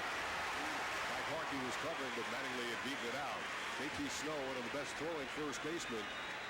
And Mattingly continuing to have his hitting problems. This crowd is buzzing. 3 home runs by Paul O'Neill. We're only in the 5th inning. And get those record books out. Start looking at Gil Hodges, Joe Adcock, Frank Robinson, Mike Schmidt, Rocky Colavito. Yep. He'll have a few shots to do that. Yankee runners at first and third. Gerald Williams hitting with 1 out. The Yankees on top of the Angels 8-1. Gerald hits this ball sharply to third. Phillips to second. The relay to first. It's in time, and the speedy Gerald Williams has hit it to a double play for only the 3rd time this year. But there is the man of the hour, Paul O'Neill, with 3 home runs.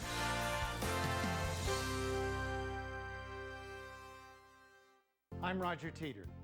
In my 40s, I suffered from chronic back pain. I tried everything to find relief. Nothing really worked. Then I found inversion. The Teeter Hang-Ups offers natural decompression that can help to restore nutrients to the discs, reduce nerve pressure, provide realignment, and relax tense, tired muscles. Call now to try the Teeter Hang-Ups for only $14.95 and receive the 30 Days to a Better Back program free. Unlike any stretch you can do on your own, a few minutes a day on the Teeter decompresses all weight-bearing joints, promoting improved function and flexibility. That deep stretch leaves me feeling relaxed and rejuvenated. Even though I'm in my 70s, I feel great. An extremely easy piece of equipment to operate, and the relief that it brings me is well worth the 3 to 5 minutes. Give it a try and discover why over 1 million people worldwide have put their trust in Teeter hang-ups.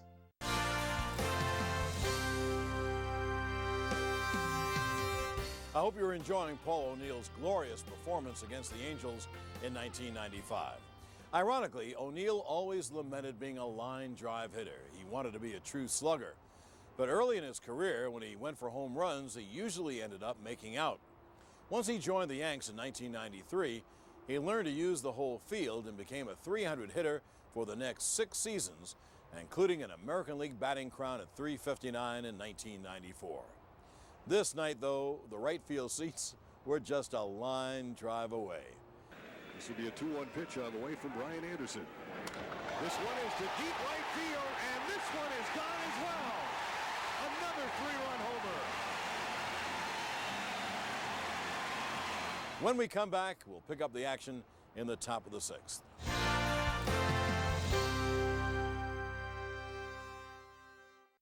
The Nets take a short road trip for a frenzy in Philly. Tonight, Brook Lopez is ready to set him up and knock him down as he and the Nets take it to the Sixers.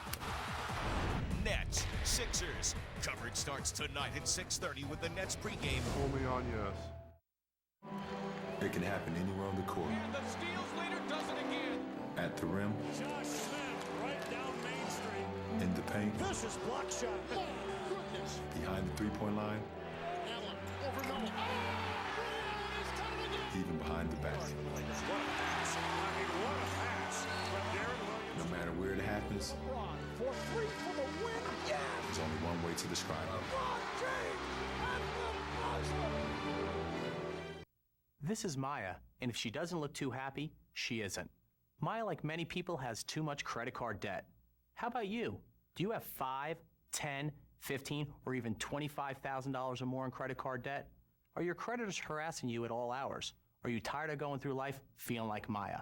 I'm Todd Cook, founder of 800 Credit Card Debt. Day in and day out, we help people just like Maya. Regular people who got in over their heads in credit card debt and want their lives back on track. At 800 Credit Card Debt, we'll help you find a payoff plan you can live with. One that could work with your creditors to eliminate penalties, lower your interest rates, and even reduce what you owe. Don't let the word bankruptcy enter your thoughts. Call us, because you can pay off your credit cards and still have money left over each month. And the best part is, you'll feel like yourself again. Maya did. Make the call today. Get rid of your credit card debt once and for all. Call 1-800-985-1528.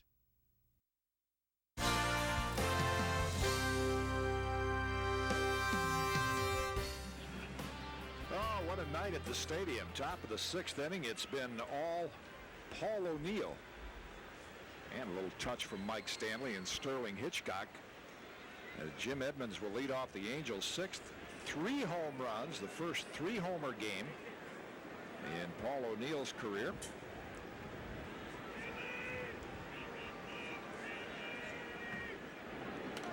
Fouled out of play, and a very exciting performance while we were away at commercial, as happens every night when the ground crew reconditions the field. There he is. There's the man, Al Troutway. We'll see a lot more of that, I'm sure, when time permits. Never broke stride, even gave a few tips. Boy, I didn't see any wheels like that on Broadway last night. A pair of gams. That's low 2-1.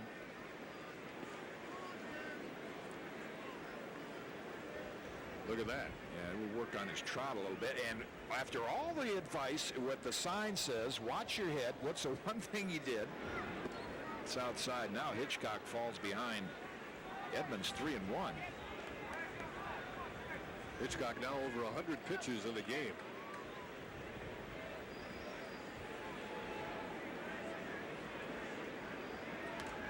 Got Edmonds to chase that 3-2. And Edmonds still bothered by the bad back. Can't really get around quickly. Well, the pitch total you mentioned, that's what gives you an indication that a pitcher's not really in control of things, even with the big lead. When your pitch count is at 100 through 5 innings.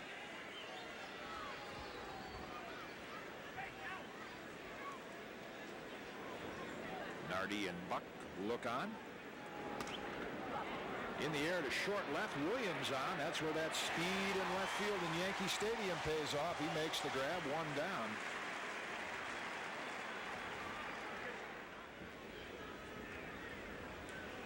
Looks like Gerald's getting comfortable. 4 starts in a row. Evens the count to Chile, 1-1. A lot of athletic ability.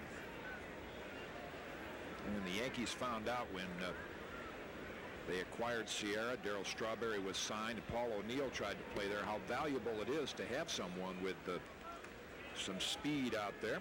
Paul now much more comfortable in right and obviously comfortable in the batter's box tonight. His all-time best, 3 home runs, and he should have a couple of more at bats. Breaking ball, just fouls that out of play, 2-2. Would you know it, I left my record book in Seattle. Well, we will have the fine folks at Elias, I'm sure, tell us of all the men that Paul will be chasing. The Mike Schmitz, Joe Adcock, Gil Hodges, Frank Robinson. I believe Willie Mays did it. Yep, pitch in the dirt, full count. Chile kicked it away from Stanley. And of course, who could forget the most recent one and perhaps the all-time best day, Mark Whitten, with the night that he had for the St. Louis Cardinals. Did he knock in 13? Tied the record, Jim Bottomley's RBI record, with the 4 home runs. Joe Adcock told me that he missed a 5th one that day at Ebbets Field by about a foot. He hit it off the top of the wall. Wow. Off-speed pitch down the right field line. Looks like it'll reach the seats, and it does. I was there for Mike Schmitz, 1976 in Wrigley Field, and boy, Rick Rushell had us sapped about 11-1, something like that, 11-0 maybe, and he didn't hit his till late in the game. Got his first one, I don't know, middle of the game, and then finally capped it off with 1 in extra innings. And the breezes, of course, those are blowing out toward left field, but again, the swirling effects here at the stadium, sometimes that can even help a ball hit to right. Just missed the inside corner, and Davis draws a walk. So again, with the 8-1 lead, Hitchcock continues to struggle with his control. That's now 4 that he's walked. Sterling upset with himself for that 1-out walk to Chili Davis here in the top of the 6th inning. And Tim Salmon with one of the Angels' 4 hits. Oh, what a nice year he's putting together. .326 average, 31 homers.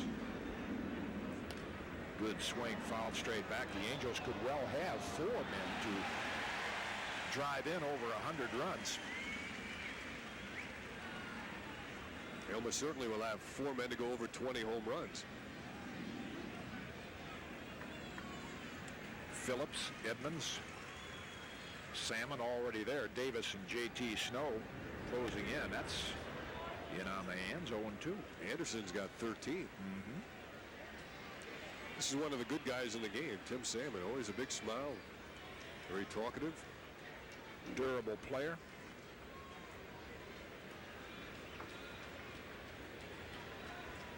The Dale Murphy-like stance to him. Pulled out of play. 93 Rookie of the Year in the American League.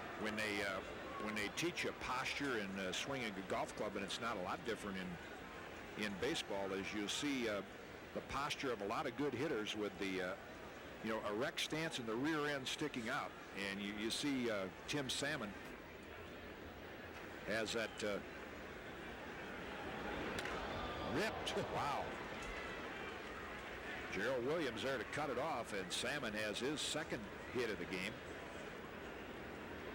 There's that posture, and Dale Murphy looked the same way. When you looked in from center field, Dave, he would have that kind of sticking out right there, rather erect posture. Really puts him in good position to use those legs and arms. Another short, compact swing and a good follow-through while Salmon is on first base. Trip to the mound from Nardi Contreras. Little time to get the bullpen ready and probably encourage Sterling to keep throwing strikes. You know, we talk about his motion and the unusual mechanics, and believe me, I would take a 40-acre field full of Sterling Hitchcocks if you get a 24-year-old left-hander with an arm like that. But it's a shame that when he was 17 or 18, he didn't get the same kind of a mechanics shown to him, fundamentals like an Andy Pettit or a Steve Avery that could just make it so much easier for him to pitch in the big leagues. And now Buck is forced to get Bob Wickman up here, even with the 8-1 lead in the 6th inning. And you know what? Even with this 8-1 lead, Marcel Latchman told me he might have to use Troy Percival in this game because he hasn't pitched in so long. Well, it'd be fun for us. See one of the harder throwing right-handers in the American League. That pitch misses, ball 1. Now McDonald joins Wickman. Yeah, that's what a starting pitcher with a game like this can do, as Pettit did yesterday. If you take control of things and say, boy, if I could give my bullpen a day off and just take the game to the other team. There's Troy Percival. Interesting story. He was drafted as a catcher. Amateur ball, he was a catcher. It's in for a strike. And Bob Clear, who used to be on the coaching staff with the Angels, now he's in the minor leagues, he called and said, hey, this guy can't hit, but I think he could pitch. He's got a great arm. And they said, what do you mean he can't hit? We gave him a $40,000 bonus as a catcher. They said, well, you got a bargain. If you would have had to sign him as a pitcher, you might have had to give him 100 because he's got one of the best arms I've seen. That's hit out into a medium deep right center. Bernie's there with plenty of room, puts it away, 2 down. And so Troy Percival was changed from a catcher to a pitcher, and he now has one of the best strikeout per inning ratios. And I think when Lee Smith retires, he will be the Angels closer. Did the scout who signed him for 40 get a bonus? Bob Clear might have got the bonus. I was trying to think. There have been some position players like Bob Lemon, who was an outstanding, hitting outfielder and became a Hall of Fame pitcher. Whether there had been a catcher that started out as a catcher. Dan Wilson, who's catching now for the Mariners, was a pitcher in college, pitcher and catcher, and signed and became strictly a catcher. Can't think of too many in the big leagues. Here's Garrett Anderson. Breaking ball misses, ball 1. As Dave pointed out earlier, more hits during the month of August than any other hitter.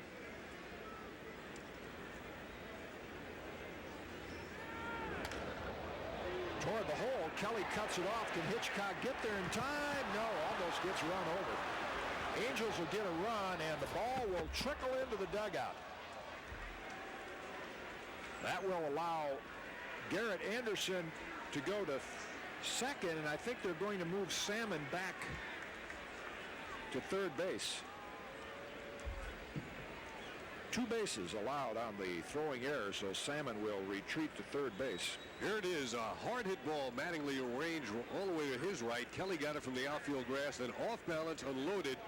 Hitchcock just got a glove on it, enough of a glove to deflect it into the Yankee dugout.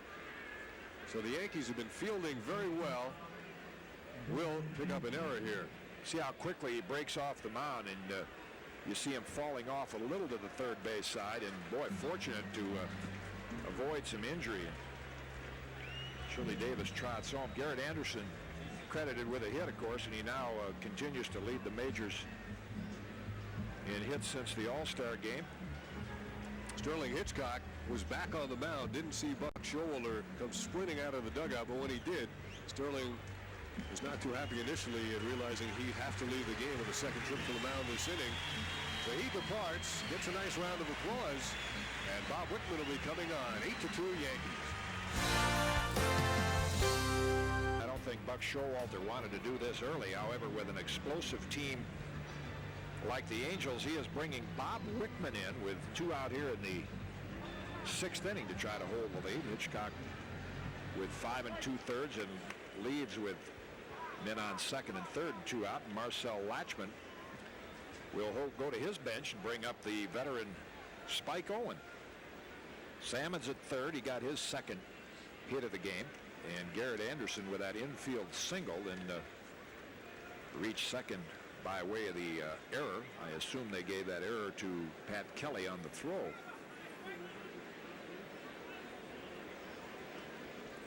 And Owen steps in to hit for Easley. Outside for a ball. A lot of former Yankees spread around the major leagues, but no team has more than the Angels. They've got 7 of them, Spike being one. Rex Hudler's in the game tonight. He's another. Jim Abbott, who we saw last night. John Habian, we've seen in this series. Lee Smith. And on the disabled list, Scott Sanderson. There is Jim Abbott. The spectacled Jim Abbott pitched a decent game yesterday. Just a couple of bounding balls here and there. That's in on the hands, fouled out of play, 2-1. Only Boston, Detroit, and Milwaukee, the only teams that don't have former Yankees. Well, there's a guy in our booth in the back row. Looks a lot like that guy Troutwig. Really? He's wearing a shirt and tie. Check those wheels out. I was impressed.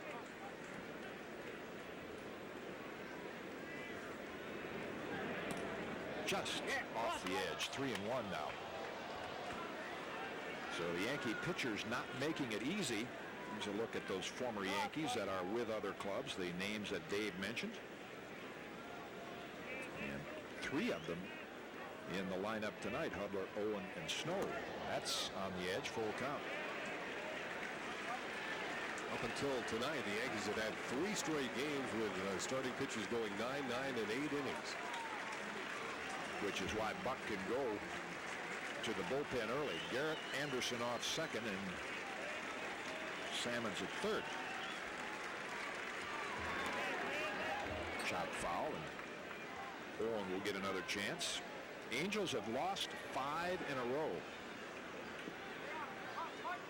And fortunately for them, the Minnesota Twins, and that's also been helpful to the Yankees, they swept the Texas Rangers.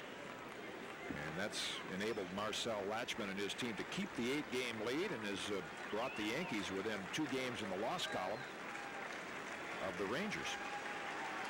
Also lost 8 of their last 9 and 11 of their last 14. Slap towards short. This would be tough for Velarde. Not with Owen's speed. He's there. Not a speed merchant, but certainly fast enough to get there. Salmon scores. It's 8-3. Spike Owen gets credit here for the infield hit. And the run batted in as Boggs with the dive couldn't get it. Velarde from the back edge of the infield dirt. His throw not in time. Good job by Mattingly to prevent that ball from getting by and allowing another run to score. And that makes this at bat a little more important, even in an 8-3 game. Greg Myers, because Tony Phillips, home run power, is in the on-deck circle. That's fouled straight back.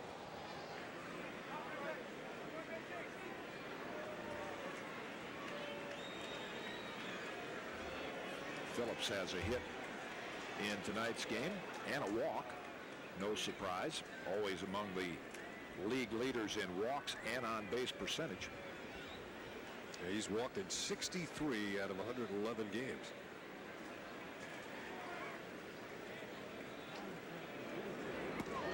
One and one.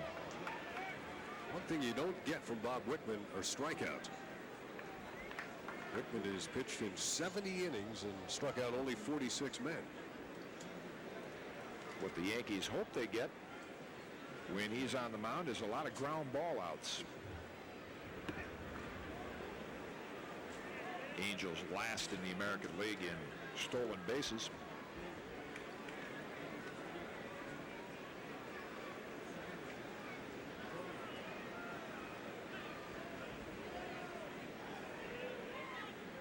Look at that bat position. Yeah. Stopped the bat. He's trying to get his rhythm coordinated with Wickman's pitch. That's looped out down the left field line, and it's going to bounce into the stands for a ground rule double. That will save the Yankees a run for the moment. Owen would have scored easily. but he'll have to stop at third. But now it's an 8-4 game, and the phone lines are busy again.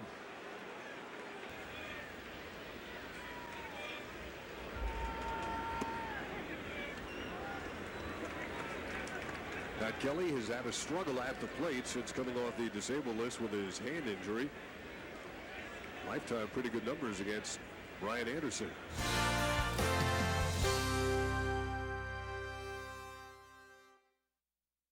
Time to celebrate.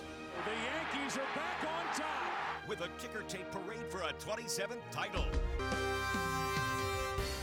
There have not been many that have done what he's going to have an opportunity to do. Maybe more than one chance, too. Just the bottom of the 6th.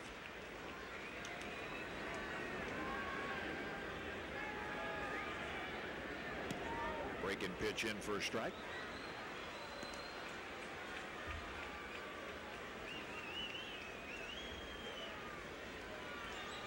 Total it up. There's a total of 15 Yankees now who have hit 3 home runs in one game. Kelly and Boggs take their leads. Hit well center field, but Edmonds going to have room. Kelly's tagging and doesn't take the chance. Boy, what a gun by Edmonds. Whew. Well, here's the moment we've waited for.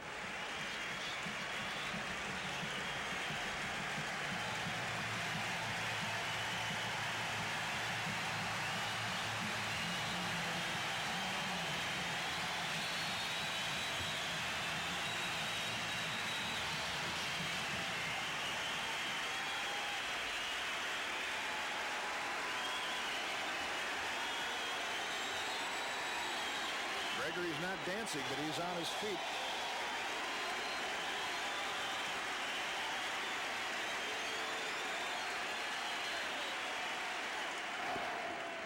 Ball 1.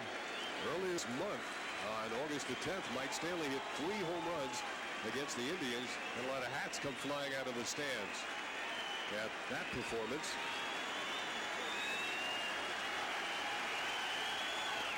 A lot of play. 12 have done it in the major leagues, in the history of the major leagues. 12. Last time, Mark Whitten 2 years ago, that remarkable performance. But in the American League, you've got to go back to 1959. Rocky Colavito. And I'll play again. Ironically, 45 years ago today, Gil Hodges did it in Ebbets Field. Paul O'Neill trying to become the 13th.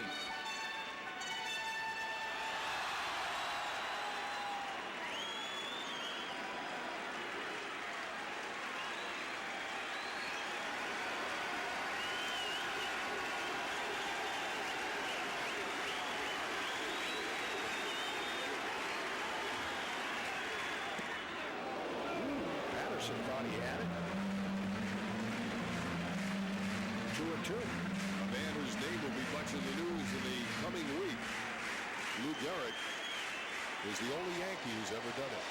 4 in one game back in 1932.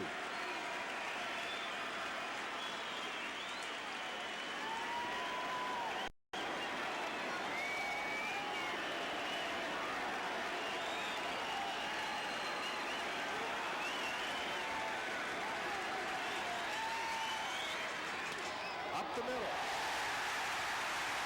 It'll get a run home.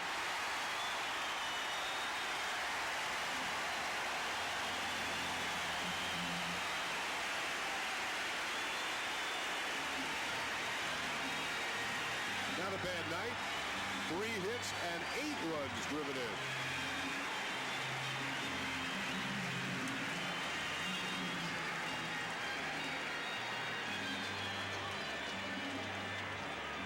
He got a curveball. He stayed with it. Patterson had no chance. Curveball away, and O'Neill picks up hit number 3, RBI number 8. He might get another chance yet in this game. 2 down in the bottom of the 6th. It's now 9-4 Yankees, and that's a huge run after the Angels cut the margin to 4. Here's Sierra.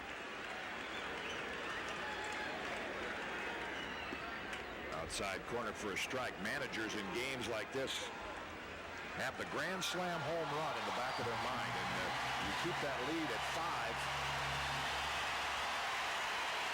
Grand slam home run can't tie you. Sierra a little closer to the plate, as he's talked about a lot lately. Wild swing, 0-2. Looked like he got a little piece of Greg Myers on the backswing. I think we pointed it out in Seattle that Ruben had moved up on the plate.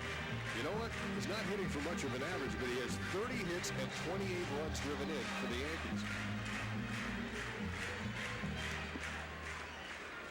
And only a pair of Mariners and John Valentin, those two teams going at it tonight in Fenway, have more RBIs than Sierra.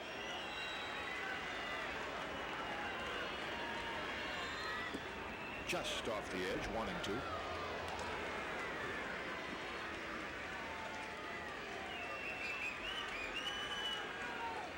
Mike Butcher continues to loosen in the Angel pen. Probably getting ready for Mike Stanley should Sierra reach. 2-2. Quite a different pace of game tonight after yesterday, when Abbott and Pettit had pretty much control of things. Even though Abbott was touched up for some runs, he pitched very aggressively today. And a lot of deep counts. Pitchers pitching very carefully.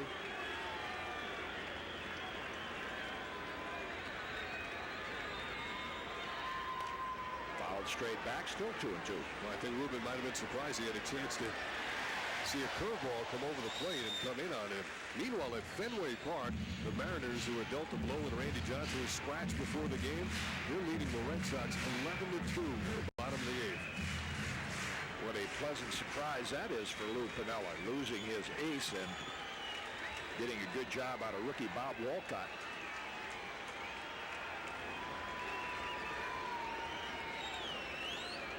So who do you root for between Kansas City and Milwaukee if you're a Yankee fan? You root for the Yankees and let those other things take care of themselves. Slapped sharply. Nice play by Hudler. Can't make the throw, or can he? Off the bag comes Snow, and the bases are loaded.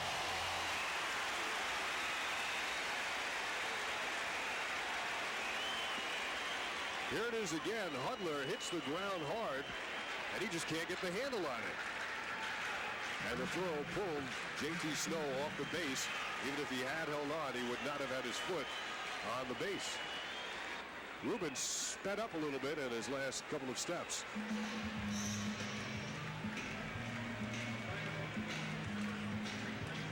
And he's going to get a hit. Nice effort by Hudler getting to the ball. But now that Sierra has reached, Marcel Latchman trying to keep this game as close as possible. We'll bring Mike Butcher in to face Mike Stanley. Patterson faces two men, pair of hits. We'll be back at the stadium after this.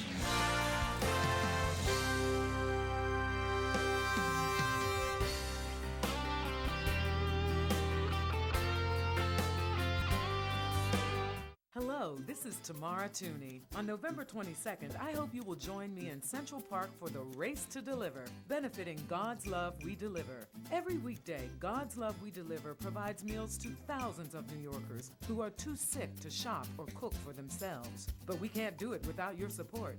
Please log on to racetodeliver.org for more information and join us in Central Park on November 22nd. The Race to Deliver. It's not just another walk in the park. On This Week in Football, we take you inside the huddle to tackle everything from around the league. Let's see them do it against New England. Let's see them do it against Tennessee. Howard and Ross give you the player's point of view. I think about things that other people don't think about. I know what it's like to be on the other side of the line. Gary and Kim deliver the journalist perspective. I've been covering the NFL since 1978. The ability to know a little bit about the game and have fun with the game. And me? I play the role of Gordon Damer, fantasy gamer. Catch This Week in Football presented by Geico every Tuesday only on Yes.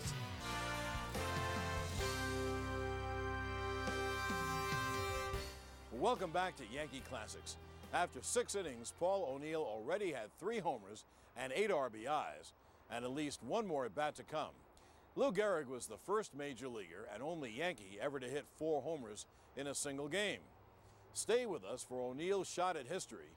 When we return, we'll pick it up with the Yankees still up in the bottom of the 6th.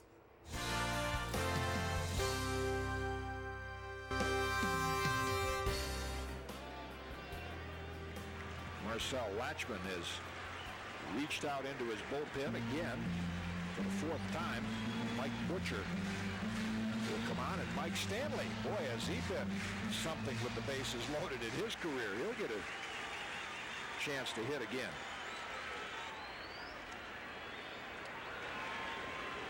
Bases loaded, 9-4 Yankees with 2 men out here. We're just in the bottom of the 6th.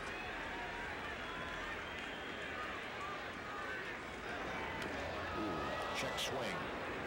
Mike didn't mean to, but good matchup here. That's 8 for 9 with the bases loaded. And a low ball pitcher and a low ball hitter.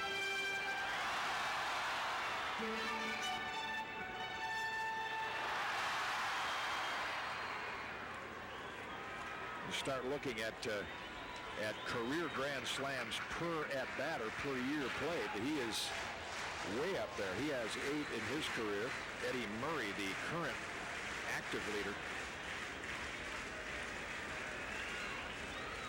And earlier this month off Charles Nagy, Mike hit a grand slam.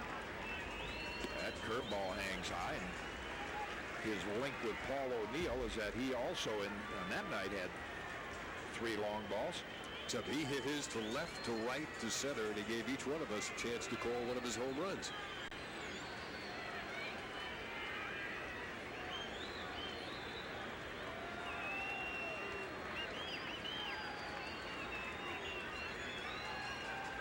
A lot of indecision on the mound tonight on both sides. Boggs is at third. There hasn't been any indecision in the batter's box. O'Neill and Sierra, the other Yankee runners.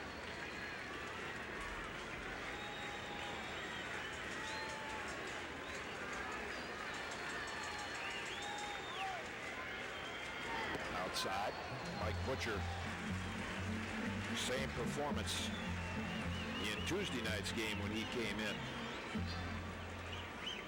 Very tentative. Yankees have 9 runs in this game, and Paul O'Neill has driven in 8 of them.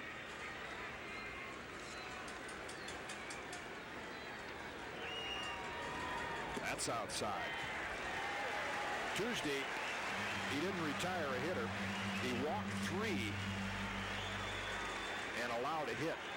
And boy, is Mike Stanley, he's going to check that bat out right now. He'll look at the trademark of that bat, make sure the eyes are clear, with the helmet on, yep.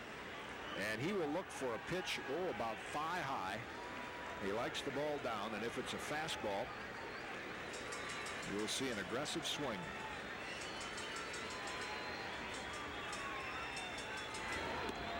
Not even close. And the Angel woes continue coming out of the bullpen, particularly Mike Butcher. Boggs trots home. 10th run for the Yankees. Well, double figures now for the 2nd time in this 3-game series as Butcher misses outside, keeping it away from Stanley. Mike Stanley gets his 2nd RBI of this game, 72 on the year. He's tied with O'Neill, who has 8 tonight. Only Phillips. Yeah, he's getting tired of it. Mattingly with a chance now, 2 down. Low ball 1. And of course, every at-bat, every runner who reaches gives Paul O'Neill a shot at coming up again.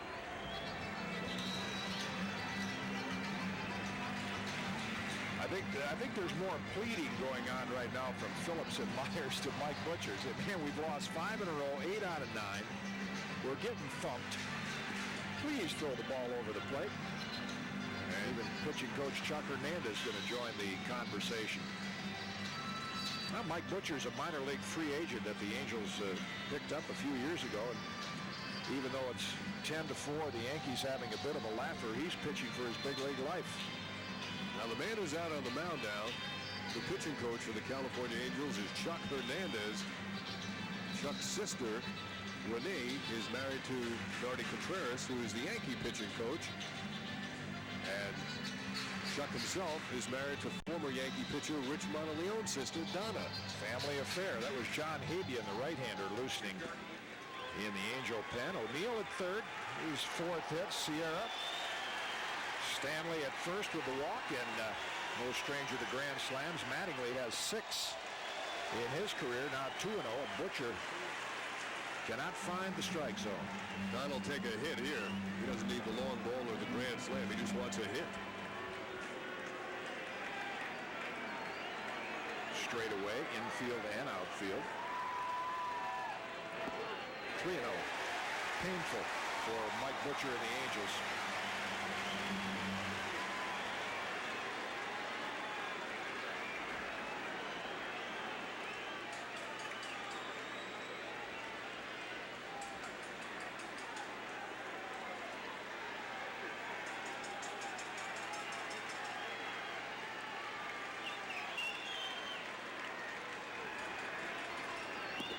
Colts again. Back-to-back walks. And Marcel Latchman will, for the sake, I think, of Mike Butcher's mental well-being as O'Neill scores the 11th run, make another quick pitching change. And Mike Butcher's 5-0 on the road this year, so up prior to now, he is pitched much better than we've seen him pitch in this series. That's now 5 walks. And he has yet to retire a batter in his 2 appearances. Here's Williams. Gerald. Hit up the middle. Hudler's there. The toss to Owen. But the Yankees answer the Angels' 3-run sixth with 3 of their own. Paul O'Neill got his 4th hit. Tough night for Mike Butcher.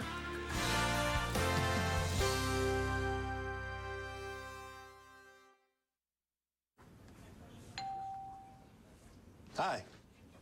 Hey, I need a new cell phone. Well, right now you can get Verizon Wireless plus Fios, TV, internet, and phone.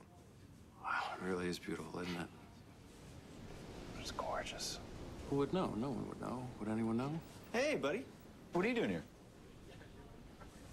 Well, I believe that answers my question. Get the best of everything. Call 1-866-VZ-WOW-66 today and get all 4 services together. Verizon Fios, TV, internet, and phone, plus Verizon Wireless, all on one convenient bill, all for one amazing price. Only $124.99 monthly access with 1-year agreements. Plus, get $150 back. Get Fios, TV, internet, and phone on the nation's largest 100% fiber optic network straight to the home. With Verizon Wireless on America's largest and most reliable 3G network. Call 1-866-VZ-WOW-66 to get all 4 services for just $124.99 monthly access plus an additional $150 back, only from Verizon. Do you suffer from the symptoms of acid reflux, heartburn, irritable bowel syndrome, or ulcers? If you answered yes, you're not alone.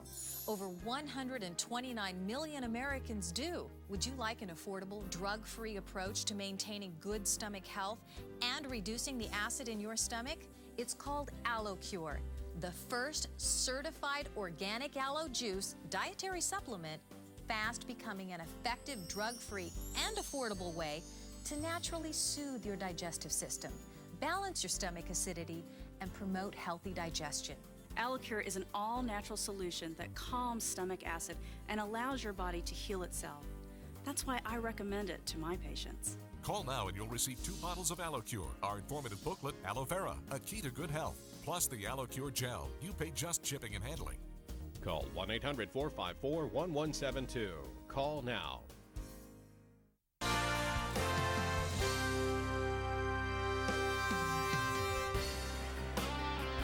All right, starting things off for the California Angels here, Rex Hudler.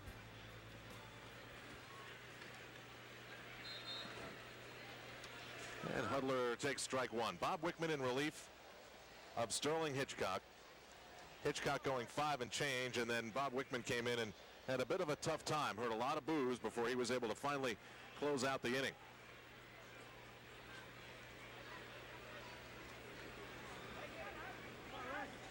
Had to drive Rex a little nuts that he couldn't get the grip on the ball. I mean, 999 times out of 100, if it's in his glove, it's in his hand, no problem. Yeah, not an excuse. Ooh, good pitch. not an excuse for Hudler, but I've seen it happen so often when your team is struggling and your pitchers are wild and you're caught back on your heels. Now this is there it is. A lot of pressure in this. Yes. You know, you got to first get the plate out of the dirt, which isn't always easy. They have a special tool for this. Yeah. He was missing a spot there, by the way. I'll tell you, I like the look with the cap. It's got a real big league look. A little slow with the hands there, but a little slow. But yeah, I wanted to be positive. Yeah. Fouled off Jim Edmonds. And gingerly striding off the field. I wish you could have seen the look Don Mattingly gave me. I look a little dorky, actually, I think, in the final analysis. Good wheels, you know, stocky, nice home run trot. There's a pit stop mentality to the guys, I mean, the grounds crew. I almost got run over by the guys who dragged the field.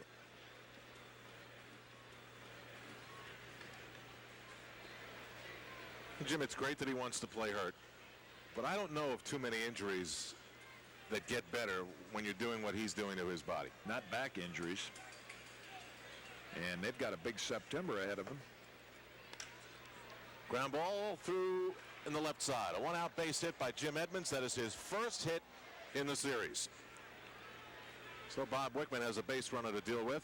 He's also got a 7-run lead. Edmonds does all he can do with that pitch. It was down and away. Not a bad spot from Wickman's standpoint. Terrific year the young center fielder's having.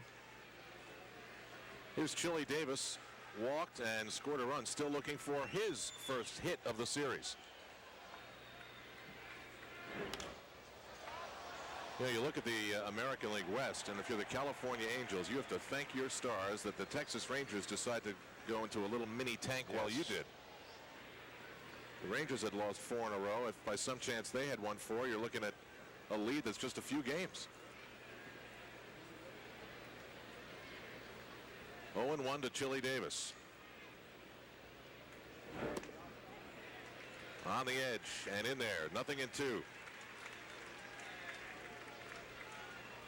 This is in this series, 2 games and 6 innings. Tony Phillips hitting 200. Jim Edmonds hitting 100. Chili Davis hitting nothing. JT Snow 150.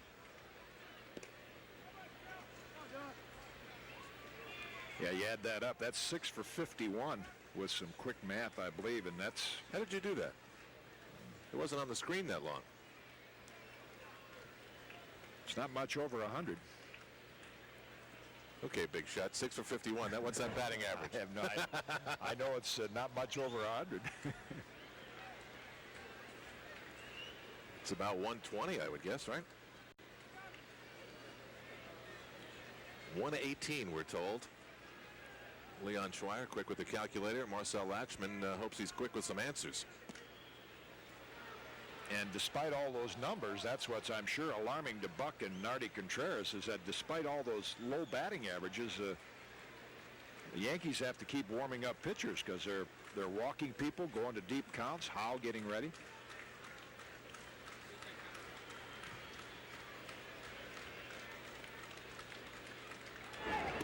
Runner going, but it doesn't matter. Oh, Bob Wickman creating some problems for himself here. A single to Edmonds, who hadn't had a hit all series. A walk to Chili Davis, who hadn't had one either. And Bucks decided to go to the phone. He's got that move down, that left hand over the shoulder. He knows exactly. That was very good technique. Yes. And as we've said, the door to the telephone hasn't been closed all season. No.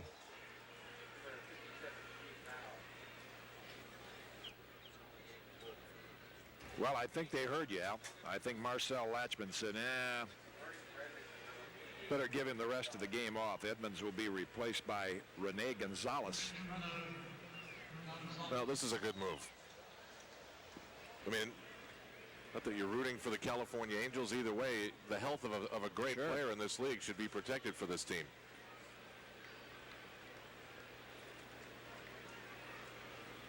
So Edmonds singles, gets second after the walk, and Marcel Latchman chats with him after the switch. And now Tim Salmon looks at strike 1. Bob Wickman had Chili Davis 0-2.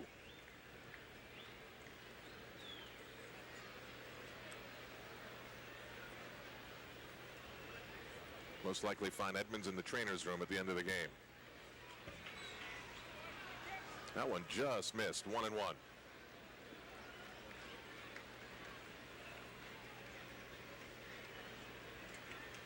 Buck has himself positioned perfectly for the telephone move with the left hand. He goes southpaw to the phone. 1-2. Nice pitch breaking in and down to the right-handed hitter. Okay, what pitch is this, Jim? That's a sinking fastball, unless it was a changeup. Both of them break the same way. We talked about how Bob Wickman doesn't get a lot of strikeouts. He's a pitcher you can make contact with, sinker, slider, but a lot of ground balls. That pitch had a lot of break on it. Soft scoop, Boggs in time to Mattingly.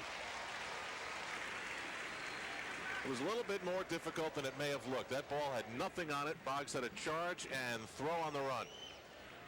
What made it more difficult is the fact that Tim Salmon's a power hitter, so Boggs was a little deeper, and Mattingly on the receiving end after Wade makes the nice picks. He used the glove, then get it into the hands.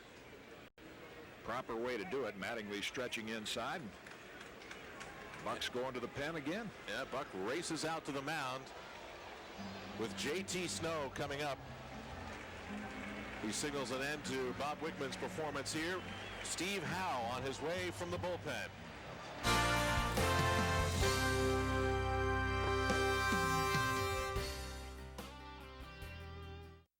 Time to celebrate.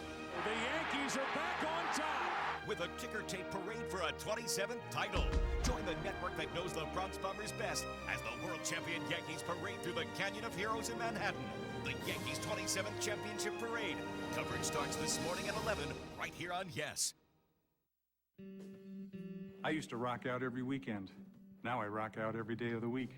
Brian switched to a Medicare plan that fits his lifestyle. It's from Empire Blue Cross Blue Shield. Now he's free to roll with whatever life throws his way. His plan premiums are $0, not 1 cent. So are his copays for primary care doctor visits. And generic prescription drugs, $0. He knows we'll be there for him because we've been helping people like Brian since guitars went electric. So he's free to rock, free to roll, and free to be worry-free. If you're eligible for Medicare or will be soon, you can enjoy this kind of freedom too. Just pick up the phone and make one simple call that can help you feel better for years. Contact your independent agent or call us now. You can schedule an in-home visit, learn more at a local seminar, or get answers by phone. Switch now. Empire Blue Cross Blue Shield. 1-877-814-1397 or 1-877-472-1739. For over 30 years, I've used the Total Gym for one reason. It does work. It is the most versatile piece of equipment I know of. What I really love about the Total Gym is its simplicity. I can get great results with not a lot of time. A few minutes a day is all you need to get in the best shape of your life. But there are so many different types of exercises. We work the obliques, traps, chest, arms, shoulders, thighs, lats, hips, abs. Oh, it's fantastic. The Total Gym does it all. Now, for the first time ever, you can try a Total Gym absolutely risk-free for an entire 2 months. 2 months? Wow. Good. But believe me, it won't take 2 months. You'll be hooked on it the first time you try it. To try your Total Gym risk-free for an entire 2 months, call 1-800-604-9853. That's 1-800-604-9853. Call now.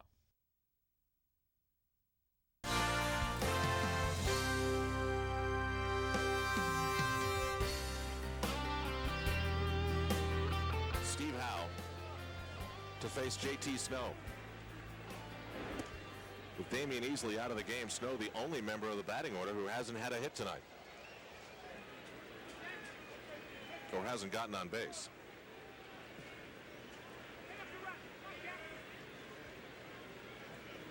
Check that.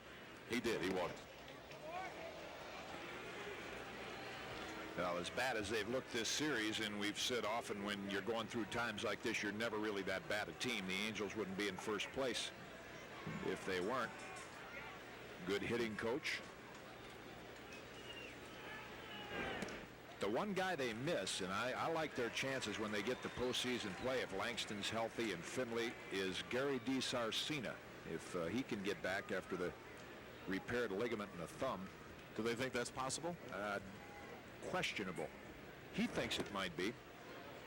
He is not able to squeeze a rubber ball or anything yet. No flexibility in that thumb. That might be a couple of weeks away. Yeah, there's nothing worse than a hand injury.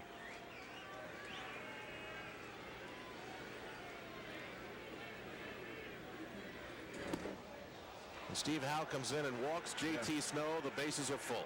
Well, another thing that's surprising about this, we touched on at the open of the game, and more frustrating for Buck, is that you have an umpire behind the plate that, if you'd have to say, is it a hitter zone or a pitcher zone? It's a pitcher zone. Dale Scott has always been one very liberal with the outside edges of the plate. So here's Garrett Anderson hitting .337, but not much of a factor in the series with 2 hits, 2 for 10 coming in to this at bat. He crushes one to deep center field, but Bernie Williams has it eyed. That'll do it. Steve Howe gets the long fly ball. The Angels strand the bases full. It's 11-4 Yankees.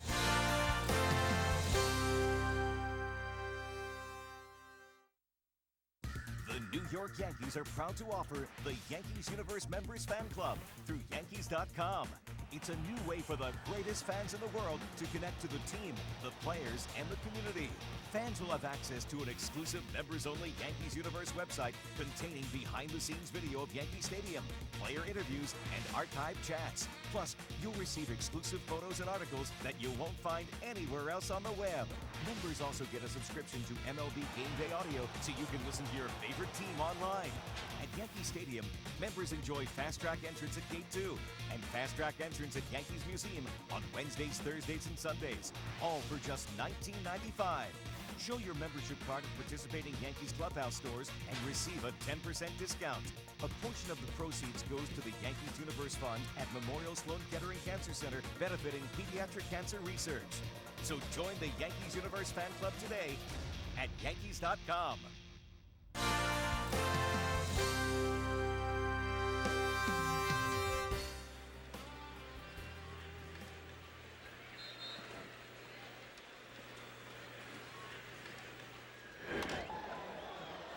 Second appearance of the series, and Velarde skies the first pitch into the glove of Rene Gonzalez, who pinch ran for Jim Edmonds. So that brings up Pat Kelly. Buck Showalter talks about it so often. When the other team makes an attack on your lead, as the Angels did in the 6th with 3, you really want to see your team answer back right away. And the Yankees did just that with 3 in the bottom half of the 6th to potentially blow the game open at 11-4. Second time in the game the Yankees have led by 7. Well, that's when things are starting to go the right way, when your pitching staff struggles the way the Yankees pitchers have, not sharp at all tonight. Your lineup, earlier in the year, that probably would have been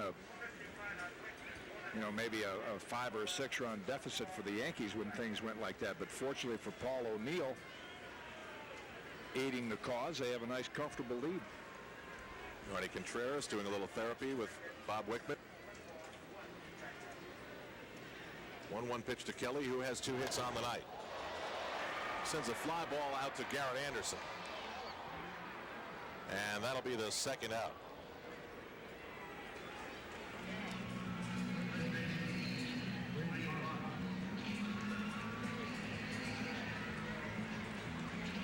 So Habian comes in and gets 2 quick outs.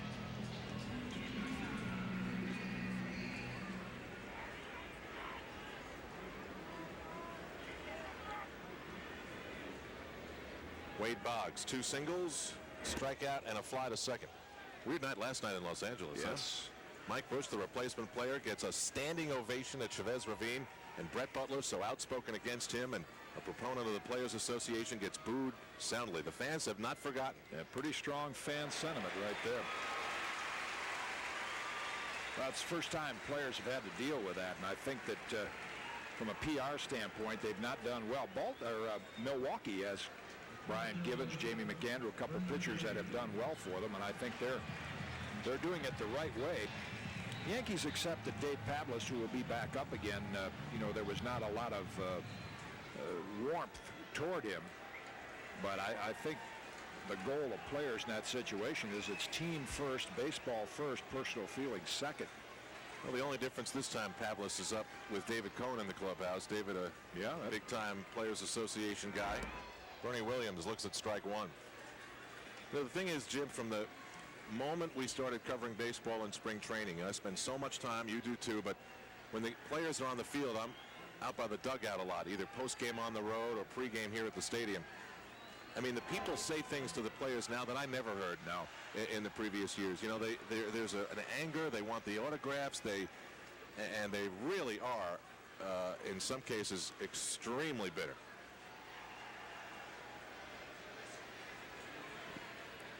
And last night, the Dodger fans made their statement. Attendance down there and almost 20% around baseball.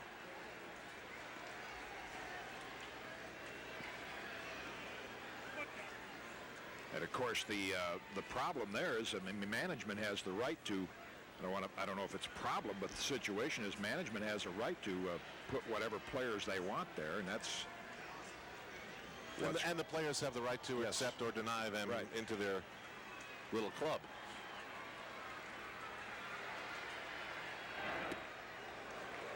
Umpires, of course, went through the same thing. There are still two left in the American League, John Shulock and Darryl Cousins, and I think even to this day there are some umpires that don't socialize or speak any more than they have to those two.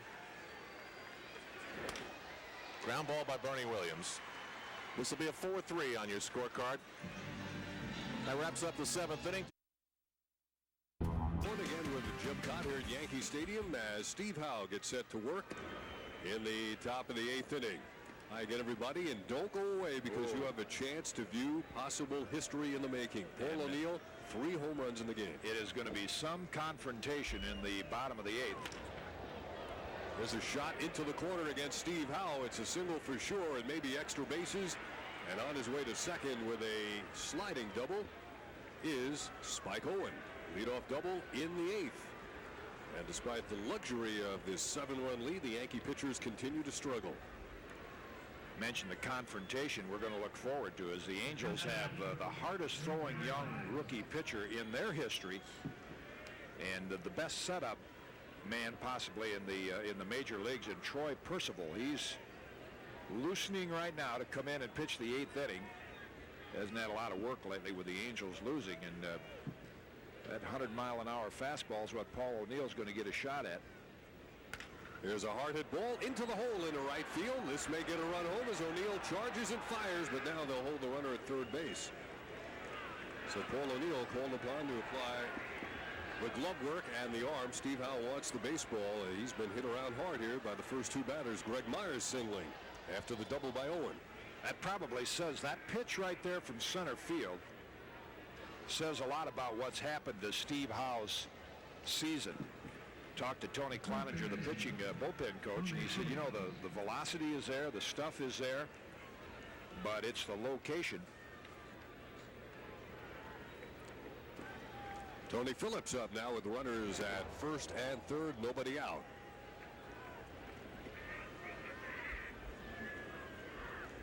This game now about 3 hours old, and we're still in the top of the 8th inning. But a lot of drama yet to be played out. Late swing and a miss. And see, the stuff is there. I mean, that's a good fastball. But you can tell by, watch Mike Stanley's target, which is out here, and look where the pitch is. The pitch, he's got to reach inside. He left it inside to the left-hand hitter, and he's trying to keep the ball away from lefties. So again, it's a combination for a pitcher. Stuff is good, but there's a combination of stuff and where you throw it. Spike Owen and Greg Myers, the base runners for the California Angels here in the top of the 8th inning. Yankees leading 11-4. A little bit high, a little bit tight. Now has a 3-1 count. You could read the lips. He said, where's that pitch? Dale Scott felt it was a little high. Mike Stanley tried to frame it. That's high these days. A belt or touch above is high. Perfect double play ball. There's one, there's two, and a run crosses the plate, making this an 11-5 game. Phillips hits into only his third double play of the season. 11-5, that kind of night. Yeah, Buck wiping his brow in relief. The Yankees will give one for 2 outs for the rest of this one. There's that slick left-handed move again. Buck's got that down. Grabbing that foam. On the other end, Tony Cloninger. This could be the third out if it stays in fair territory, but it's drifting into the seats. Don't go away, because in the bottom of the 8th inning, the Yankee leadoff man will be Paul O'Neill.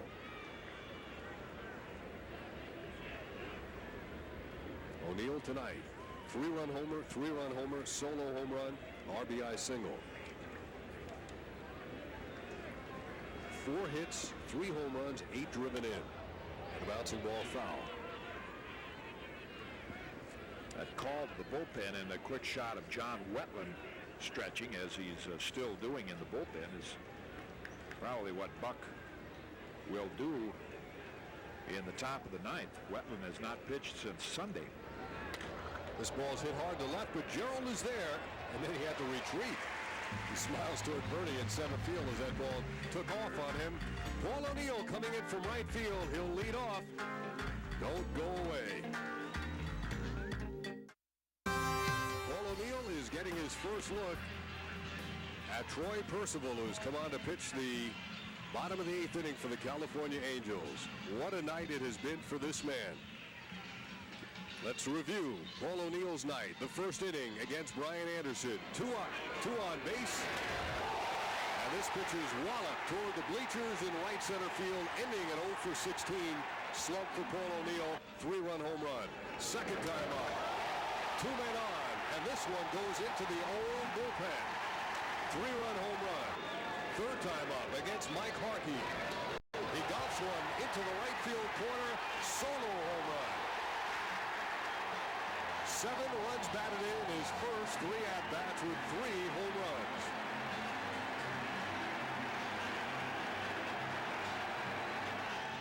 O'Neill came up again in the 6th inning, hit an RBI single to center field.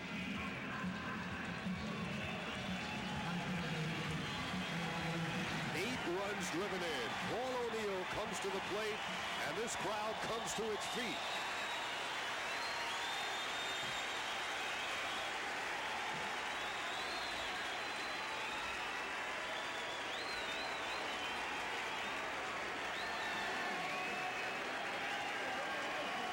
First time O'Neill has ever faced Troy Percival. Is it possible against Percival? Fastball for a strike. And that is some fastball. League's hitting $152 against young Troy Percival.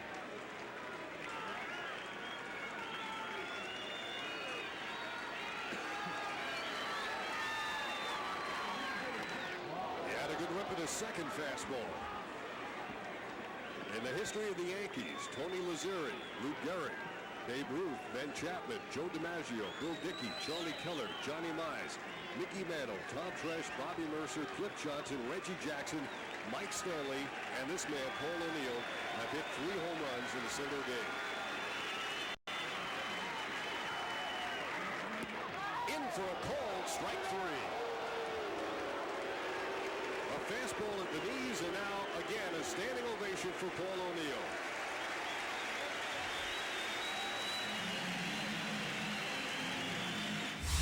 The Angels scored 1 more run in the 9th, but the Yankees were able to hold on for an 11-6 win. The normally straight-faced O'Neill was nothing but smiles after the game, and who could blame him? Well, what an evening. I'll be back with some closing thoughts right after this. Yankees Classics on Yes is brought to you in part by the New York Lottery. You 28 games in September and clinched the wild card berth the final day of the season to break the team's 14-year postseason drought. But after they lost to the Mariners in the first round, management decided to shake things up in the offseason. By 1996, the Yankees had a new manager and general manager, and gone were fan favorites like Don Mattingly and Mike Stanley. But O'Neill persevered and became the heart and soul of the team that would go on to win 4 world titles in the next 5 years. That made 5 championship rings for O'Neill, including the one he acquired as a Cincinnati Red. In 2001, O'Neill became the oldest player in Major League history to steal 20 bases and hit 20 home runs in the same season. Not bad for a guy who never seemed to be satisfied with his performance, no matter how well he did. For Yankee Classics, I'm John Sterling.